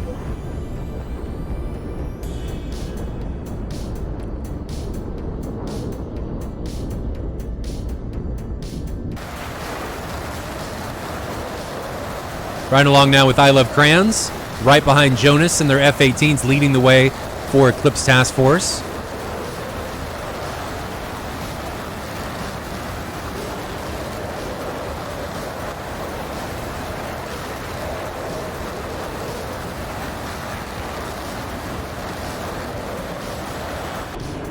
Jumping back over to Witcher in 36 as they climb through Mark's 32,000 feet. We can see the two F-16s of Falcon and Drigo off to the left. So Witcher in the Mirage did get 1 kill last round. So it's been effective to an extent. I'd like to see him stay at a bit higher altitude and do really what the Mirage as an interceptor was designed to do. But when you're really high, I think you put yourself at you're risking some stuff, I guess I should say. Especially when long-range AMRAAMs can become a problem if you get too slow. But Witcher's pretty fast, 325 indicated. So, doing decently well. But I guess he's still with the main ship of his compadres here. You guys can't see it, but separation between everybody is 30 miles. Actually, let's jump over and so you guys can see the overall shape of what's going on. ETF is kind of in a line, whereas 36th is kind of separated here into a 4-ship and a 2-ship. We've got a 2-ship of Jonas and I Love Crayons, their F-18s leading the way for ETF, and the 4-ship of Pitt, Witcher, Maho, and Merlin leading the way for 36th.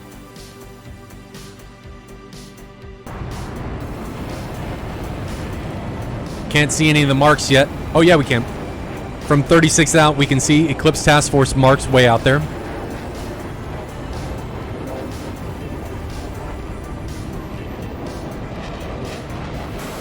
Missiles being launched from Eclipse Task Force I Love Crayons.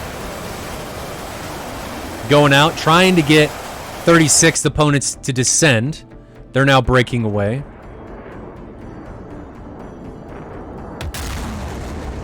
So I Love Crayons missiles were launched, I think, on Maho. There were 3 launched in total. Witcher and Pitt. So all 3 of them have broken away. Let me give you guys something to be able to see. So they've broken away. Don't think any of those missiles are going to be any type of factor. No, I don't see them being a factor here. 120 coming from Dr. Anarchy onto Falcon. Falcon's still pretty high.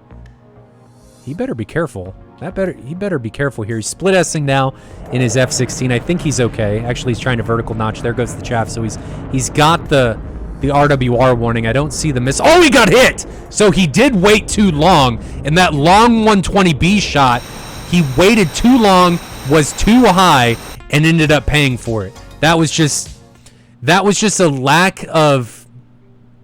a feeling of safety. A false feeling of safety, and he waited too long and ended up paying for it, and that's unfortunate. So 36 suffering the first casualty coming into this. It is now 6v5, Eclipse Task Force with the lead. Let's ride along with I Love Crayons as he launches a couple missiles into the vicinity of some of the guys on 36th. We're not going to ride along with him because you're not going to be able to see anything. So we're just going to watch the overarching positions on the map. Nothing really going on yet. I Love Crayons launched those long missiles onto Maho. Drigo was thinking about getting in there, but he's not going to press. I think he's going to regroup with Pitt, Merlin, and Witcher. So everybody from Eclipse Task Force is now cold, and then a 2-ship from Maho from 36th is now cold. Is Riker still lost? Riker, he's not lost anymore. He's coming back. That's not really those aren't fighting songs. There we go.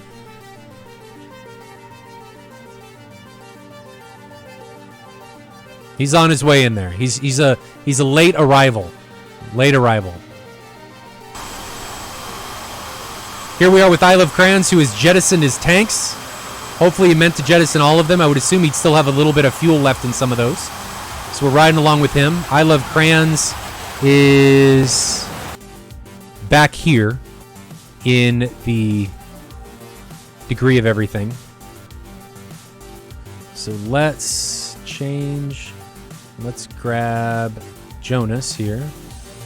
That over the shoulder. I love that over the shoulder camera angle, but it's just difficult to see. So Jonas launches a 120B out on somebody. I think it's on Pitt. It's on Pitt, but Pitt is turned away, so Pitt's no longer a factor. And Jonas has a missile coming in on him, but it's out of energy and it's not going to catch him. So there's the 120 shot at Jonas. 2 miles behind him, not a factor. he's going to be fine.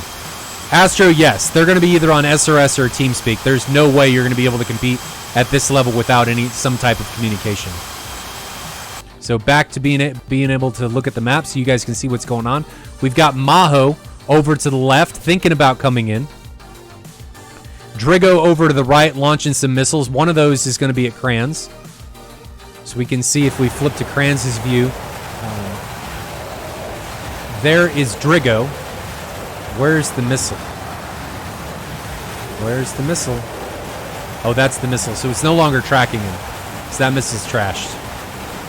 It may have been launched at Dizzy, but I Love Kranz gets away and doesn't have to worry about that.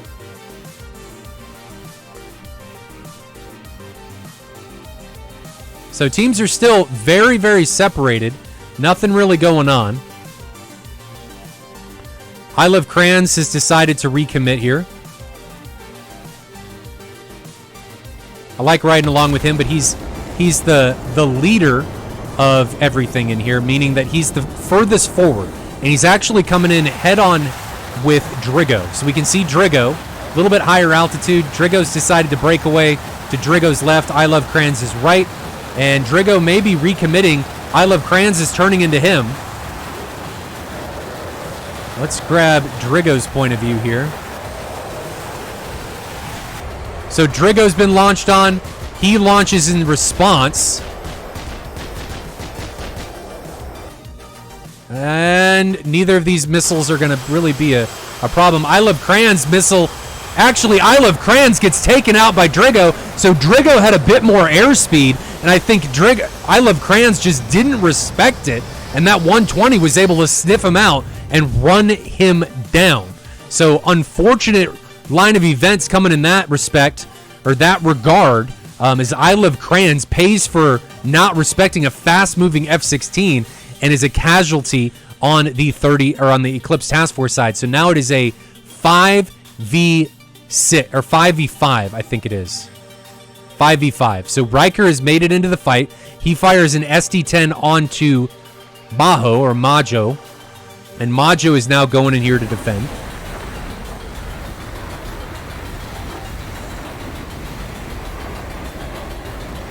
There's the SD-10. Not a factor. Jump back and look at the overarching view here. You guys are actually looking at Breeze, the wrong view. My bad. Sorry about that. So looking at the overall view here, Breeze was right here. Nobody's really in danger at this point. Separation between the two teams is 11 miles. Merlin looks like he's going to be the guy, the next guy. Jettisons his centerline tank.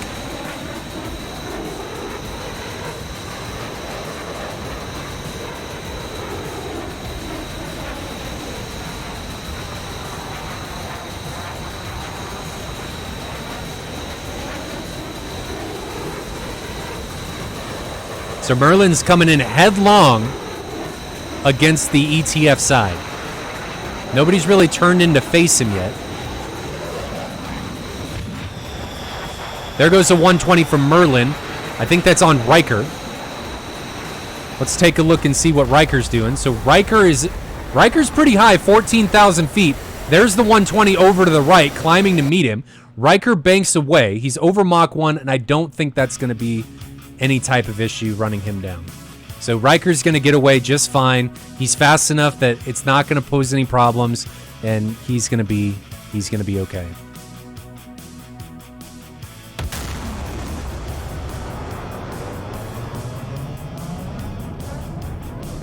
Overall view looks like this. Missile coming in on Jonas from Maho. Jonas responds with a 120 of his own. SD-10 coming from Breeze. Neither of those are going to be a factor, as both of these guys have enough energy to be able to run away from those. That 120 is going to run out of energy a couple miles behind him. But now we've got 120 coming out from Dr. Anarchy onto an opponent on 36th. Don't know who it is. Let me grab a different camera angle so we can try and see this from two views. It's Merlin. And Merlin's trying to be defensive here, so we're riding now along from Merlin's perspective. We can see Dr. Anarchy about 2 miles behind him, and the 120's from this are just, it's going to be tough. It's going to be really tough for a 120 from 2 miles to be able to run him down. Let's jump back and see what, from Merlin's perspective, we can see Dr. Anarchy is running Merlin down now 1.8 miles. He only has an aim 9 left though. So I'm going to check the overall view. There goes the aim 9 onto Merlin. That may catch him. I think it's going to catch him. Think? No! It runs out of energy, but now Dr. Anarchy's in trouble as he's got the Mirage Matra 530 coming in from the left, and that's going to pose trouble as he's not doing anything to combat it, and Dr. Anarchy just gets tunnel vision onto Merlin, and he's still up. Doesn't have an engine, though, so he's still up, but he's dead. And he loses his wing, and he's going to go into a spin. So Dr. Anarchy just gets tunnel visioned onto Merlin, and Merlin's able to drag him back into his teammates. So let's jump in here, watch Merlin as Merlin is coming in here, merging with Pitt. Do they know each other are here, though? I don't think so. So Merlin, oh, that's friendly. Okay, so they're friendlies. So let's actually grab the F2 view from Merlin. So Merlin is now looking at Jonas. Jonas is the one out in front of him. No, Merlin's recommitting and coming into Breeze now. So we're watching a ingress from Merlin coming into Breeze. So let's jump and see the perspective from Breeze here.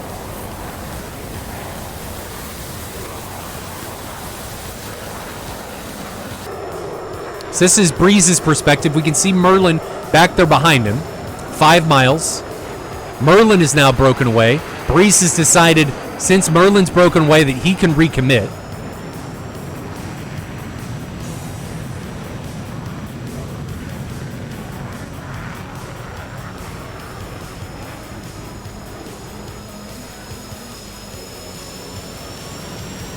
If we actually look up here, we've got a tail chase. So Dizzy is actually chasing Maho for 2 miles, but doesn't have any weapons left.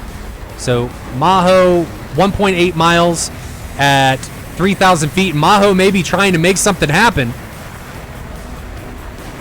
As he recommits, we may see our first merge, but we've got Breeze down here to the left getting into something as he puts missiles out on incoming bandits. Matra 530 coming in on Breeze. Breeze gets taken down, and he takes down the Mirage from 36th, but we've got a merge coming up here to the north between Dizzy and Maho. Dizzy doesn't have any weapons remaining.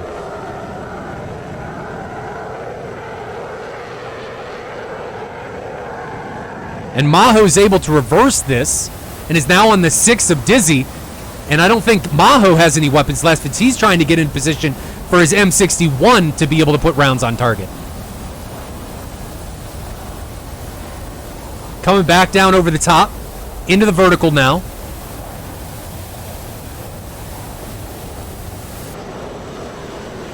Watching from Dizzy's perspective now, as we can see Maho back there. You can barely see him with the blue.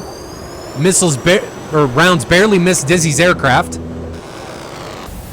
And Maho's just he's getting close, but he's not able to get a good gun solution. But we've got another F-16 coming in from the 36 side, so Dizzy's just in a world of trouble.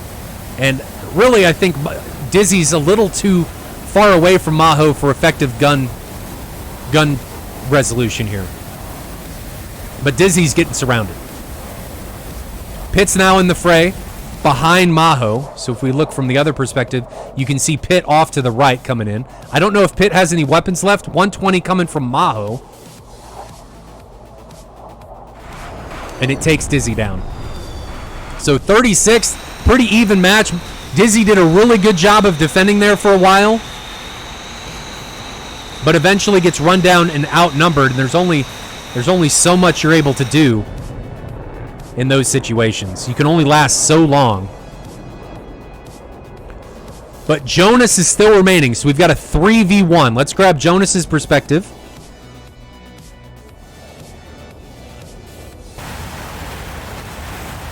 Coming in 3v1. Jonas is the last one from Eclipse Task Force against 3. from 36th.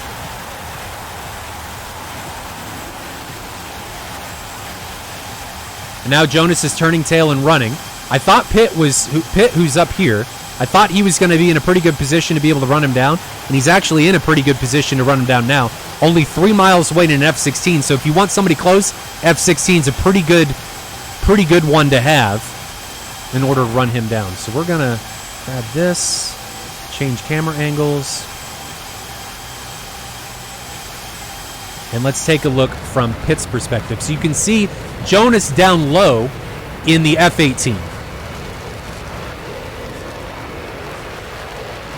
And now it looks like Pitt may be breaking away. Pitt may be running out of fuel.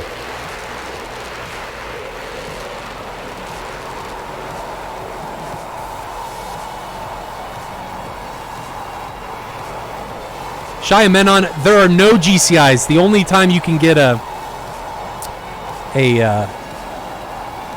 any type of AWACS is from the AI AWACS. There's no human-controlled AWACS, and we took that out. We did that a couple years ago. We took it out because it felt like the GCI was the only one doing anything. So we took it out because I wanted this to be more about fighter skill and pilot skill than about GCI skill. So let's jump back and look from Jonas's perspective here. Jonas is just doing an end around. I think he's trying to run him out of fuel.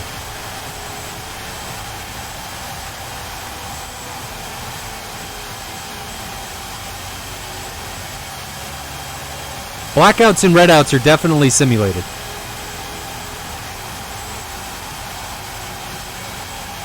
So let's have a look at what's going on. So Jonas is just, I guess, trying to run away.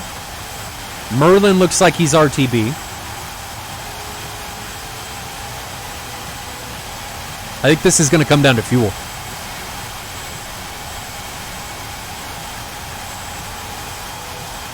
The original Y pilots, Y120Bs, because it's a weapon restriction.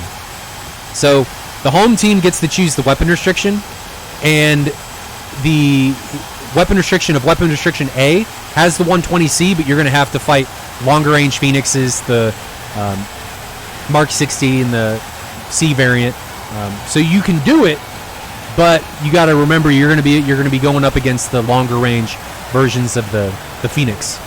And then there's the B weapon restriction, which is 120Bs and the Mark 47. So the home team gets to choose, and that allows them to kind of dictate what maybe they have an advantage or something going on.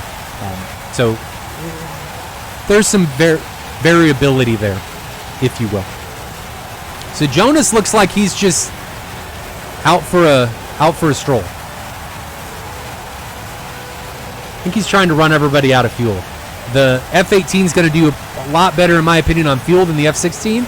There's a couple F-15s left.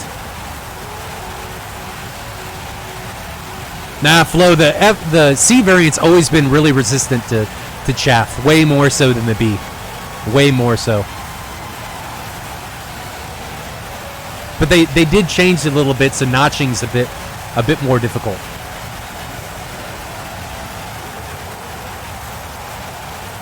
So I like this strategy. You're not trying to rush into something from Eclipse Task Force. You're trying to play the match. You know, you're recognizing that fuel is something that is of consideration, and maybe you can get them to run out of fuel. I'd like to see him at a higher altitude instead of staying low. You're staying low. You're not able to utilize the fuel economy of getting up high. Even if it's a slow climb, I'd like to see him getting a climb on. So he's only got 2 AIM-9s remaining. I don't know what his fuel state's like, but he is low. So one of the guys from 36 is already actually run out of fuel. So if we jump and look at the current position of everybody, we can see that instead of having 3 pilots remaining, 36 now has 2, an F-16 and an F-15. And it looks like they're sending the F-16 RTB, which is smart, because if he lands and Jonas is actually able to, he dies in the bubble, and let's say Merlin dies in the bubble, then 36 would win because they had somebody RTB. However, if Jonas wins and Merlin dies and Jonas is left in the bubble by himself, he's able, and he controls the bubble. So even though 36 has a pilot left, he exited the bubble before they were able to gain control of it. and therefore they would lose because it's all about who maintains control of the bubble. And the bubble exists. It's like the northern side of Sakumi up here somewhere and down here. So if he's able to maintain control of the bubble like King of the Hill, they would actually win as long as Jonas is able to RTB. He'd have to RTB. If he's not able to RTB, it would end in a draw.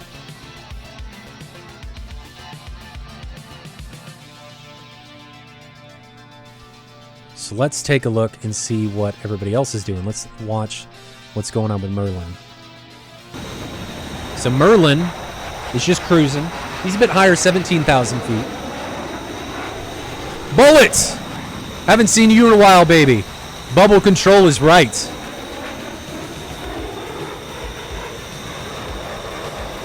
these guys just look like looks like Merlin and Pitt are just playing on the northern side of the bubble.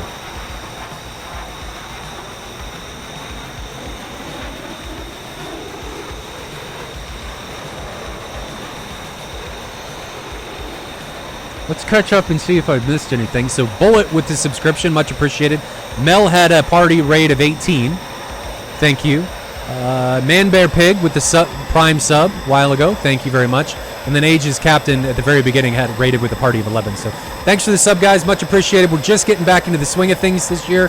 We had some rough times Tuesday and Wednesday. Wednesday was a makeup stream. We're not usually going to stream on Wednesdays, but we had a rough time. Let's take a look and see where everybody's positioned on the map right now. We had some rough times with getting the stream going, but you guys in chat helped me troubleshoot what the problems were. We got my mic working, so we're good to go. And we should be ready to rock and roll. We don't have a stream tomorrow, but we're going to have a stream Saturday. So schedule is going to be Tuesday, Thursday, Saturday, all at 1500 Zulu. I got to talk to Merlin and see if he's ready to go, if he wants to join me again this year.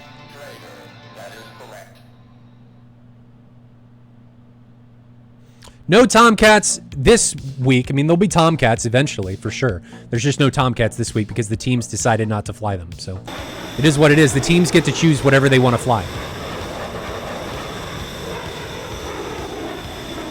Recap for anybody just joining us. 36 Stormo and Eclipse Task Force are currently tied at 1 apiece. We are currently in a fuel stalemate as Pitt is actually RTBing. Let's grab him real quick. So Pitt is on his RTB final approach to Guadada. So to recap, if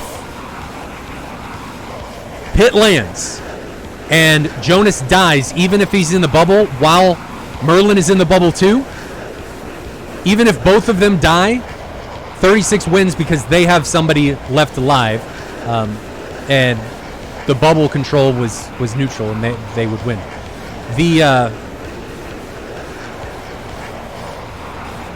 Is that right? No, it would actually I think it would actually, yeah, that's right. I think that's right. I have to see what happens. Now I'm confused.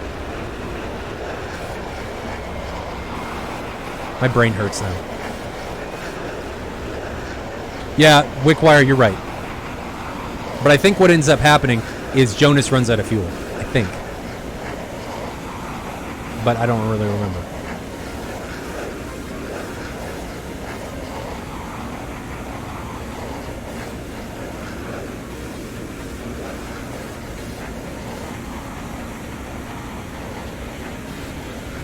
So let's go back and see how... Yeah, it's something that happens at Guadada and Sochi. Not all the runways are like this. I don't know why that's going on. The landing was rough. I suck at landing the F-16. I don't know why. I'm just not good at doing it. So Merlin and Jonas are still left remaining.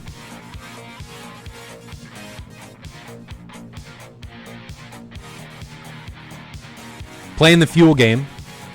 Not really wanting to come in and interact with one another. Getting hungry. I'm really hungry. But I think what ends up happening is Jonas runs out of fuel. Because he's low and he's slow. So I think he's getting really low on fuel. So if we jump and take a look at... Nope, wrong one. There we go.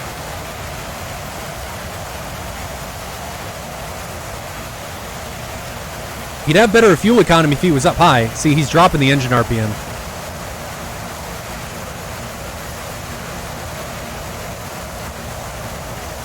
It should be. Is the score... Oh.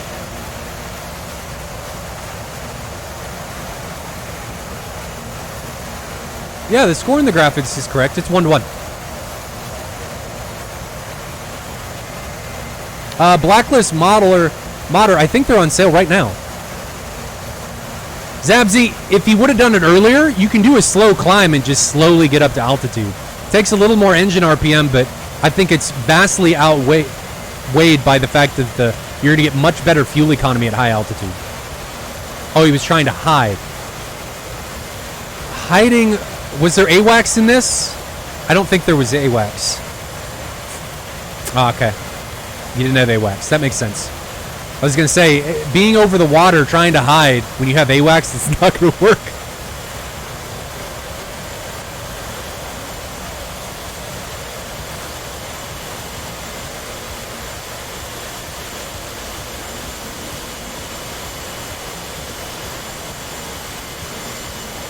So let me grab this. Let's take a look again.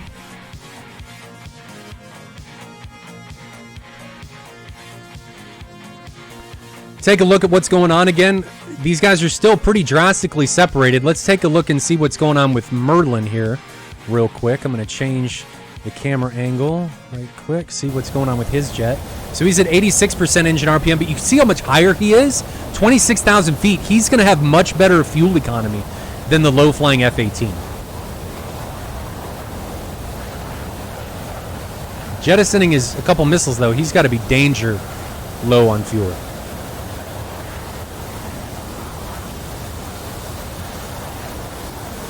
Merlin's right on the edge of the bubble, too. We're pretty close to it, I would assume. I think if we look at the briefing... Nope, not there. Okay.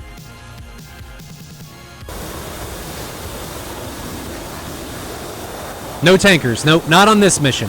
So let's look at the map here. There are tankers on some of the longer missions. Like there's a Glenzik or a Napa versus Tbilisi mission. There is a tanker on that one because it's a long way. So you can decide if you want to tank before or after. But on the shorter missions, no, because I wanted fuel economy and fuel management to be a thing.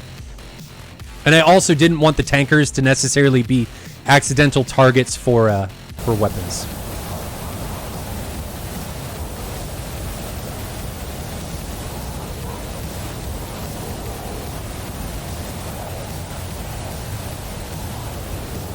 Yeah, if we look back in here, Jonas is starting to get a little desperate. He's climbing a little bit, 312 knots, pushed up his engine RPM. Looked like he was going head on against Merlin for a little bit. Take a look at the map. Merlin's thought about recommitting. Really like to know their fuel state here.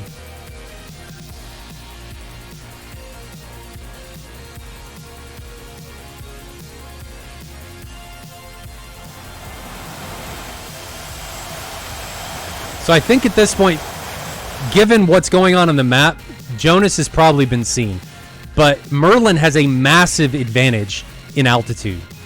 So if we look at his aircraft, though he doesn't have any weapons, Jonas doesn't know that. The other thing about being at high altitude is it allows you a significant range at gliding with the FC-3 aircraft. The F-18 doesn't glide for shit. So regardless if he's at high altitude or not, he's going to fall like a rock. But Merlin, even if he runs out of fuel, he's going to have a significant advantage in the distance at which he can glide. His left engine's run out of fuel.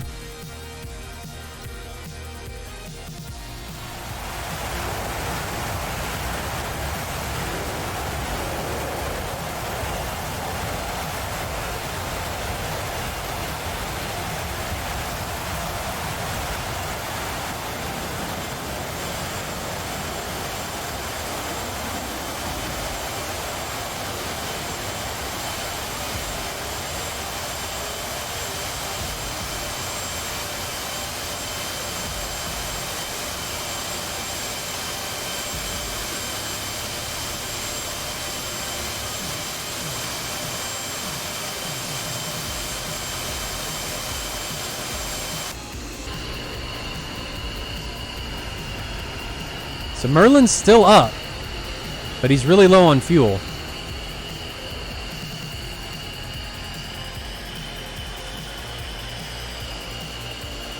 Maybe I got the score wrong. Maybe it's...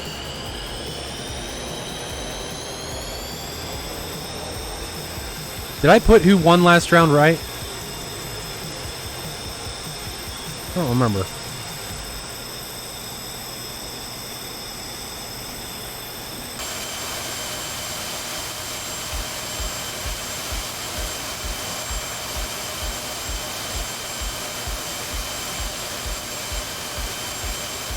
Yeah, Lothric, this was round 2, if I remember right, but we played him in a little bit wrong order. I labeled him incorrectly, but it doesn't matter. The suspense on this fuel, though, it's getting rough. So he's still got his right engine on. 85% engine RPM, 14,000 feet. He's descending, just trying to keep that glide slope up.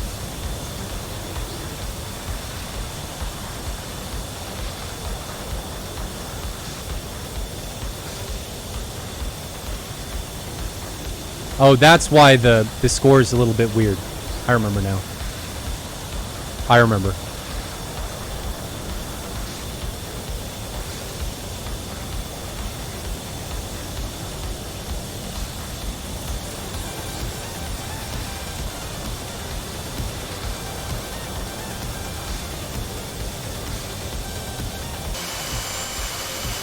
Engine RPM on the Hornet slowly getting lower.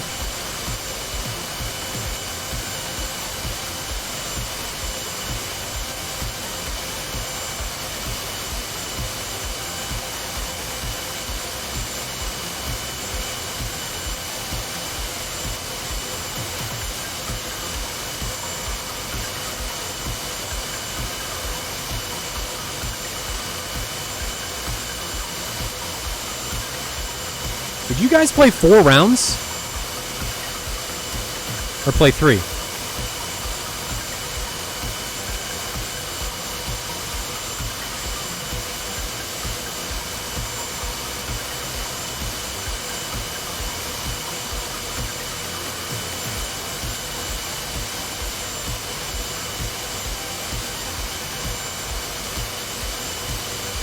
Ah, okay. That's...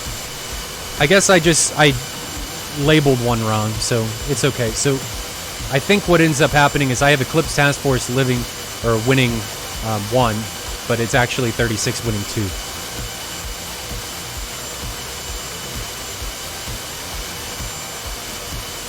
So it looks like whoever the home team was included the redone round in everything.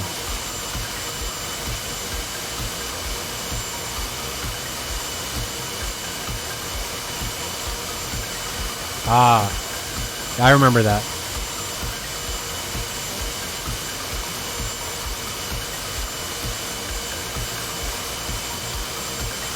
Let's take a look at our F-15 friend.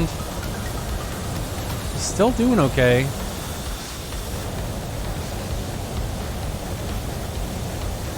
No, Solidus, we can't. Unfortunately, we can't get in the pit. I wish we could, but we can't. Mr. Wickwire, you can't refuel and rearm. You're not allowed to.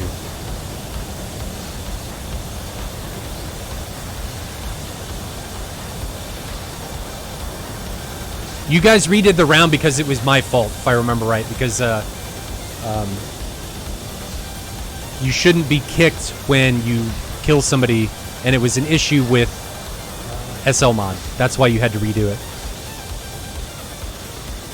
That was my decision.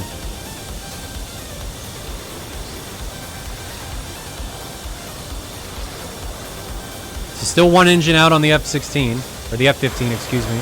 We jump back to the F-15, or the F-18. God, I'm getting all my numbers wrong.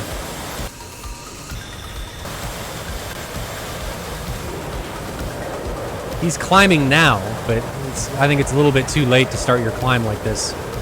Let's take a look at the map location. So Merlin's directly over Sakumi. Jonas is way down here to the south.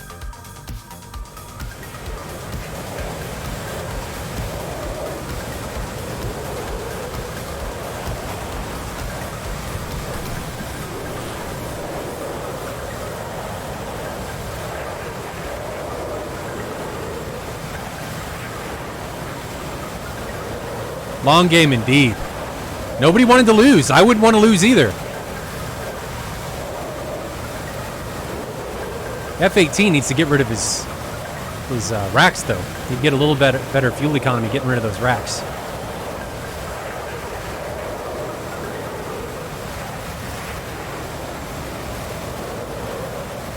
Oh no! So the F-15's actually run out of fuel.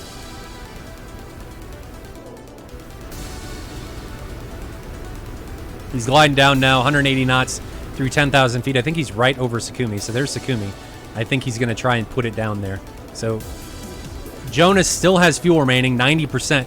The question is if he does get control of the bubble, is he able to RTB?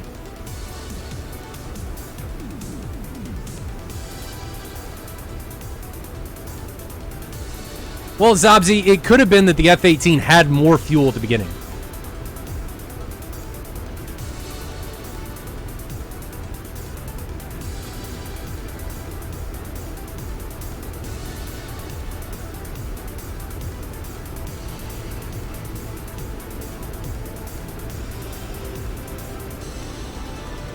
See how good of a landing he makes on no fuel on a flameout. Jonas is still doing okay. If we look at Jonas, he's still at 88%.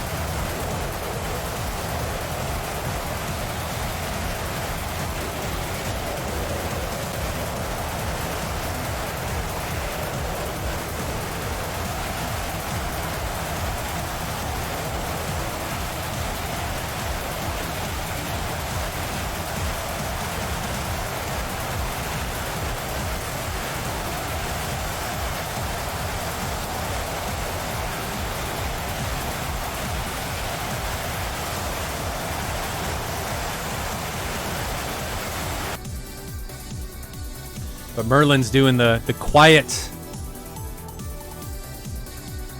approach here. A little bit of a serpentine to bleed fuel.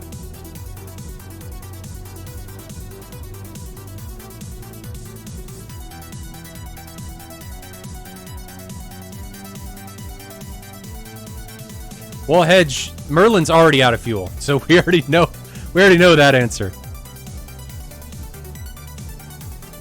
Looks like he's going to be able to put it down, though. Jonas looks like he did recommit, so he's 10 miles away.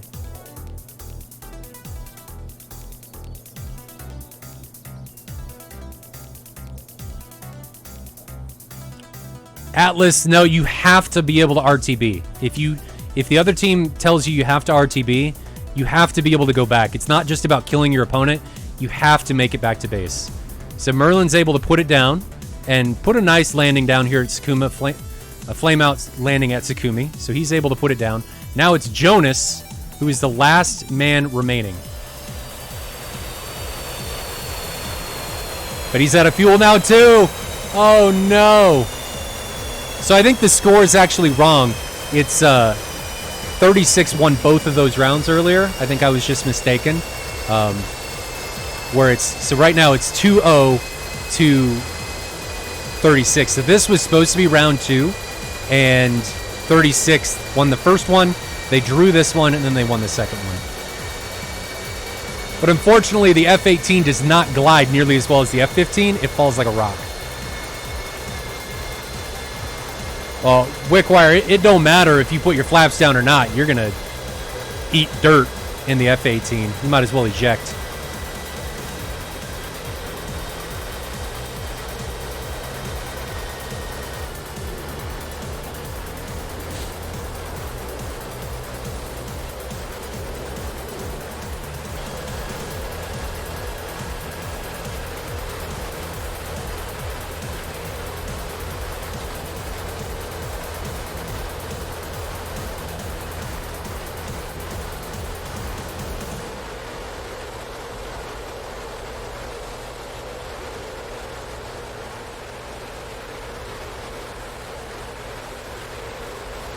I think he's thinking he's got a chance to put it down. He's still over 140 knots, so he's doing okay at not falling like a rock yet, but he's gonna be bad. We'll see if he's able to not blow up when he lands.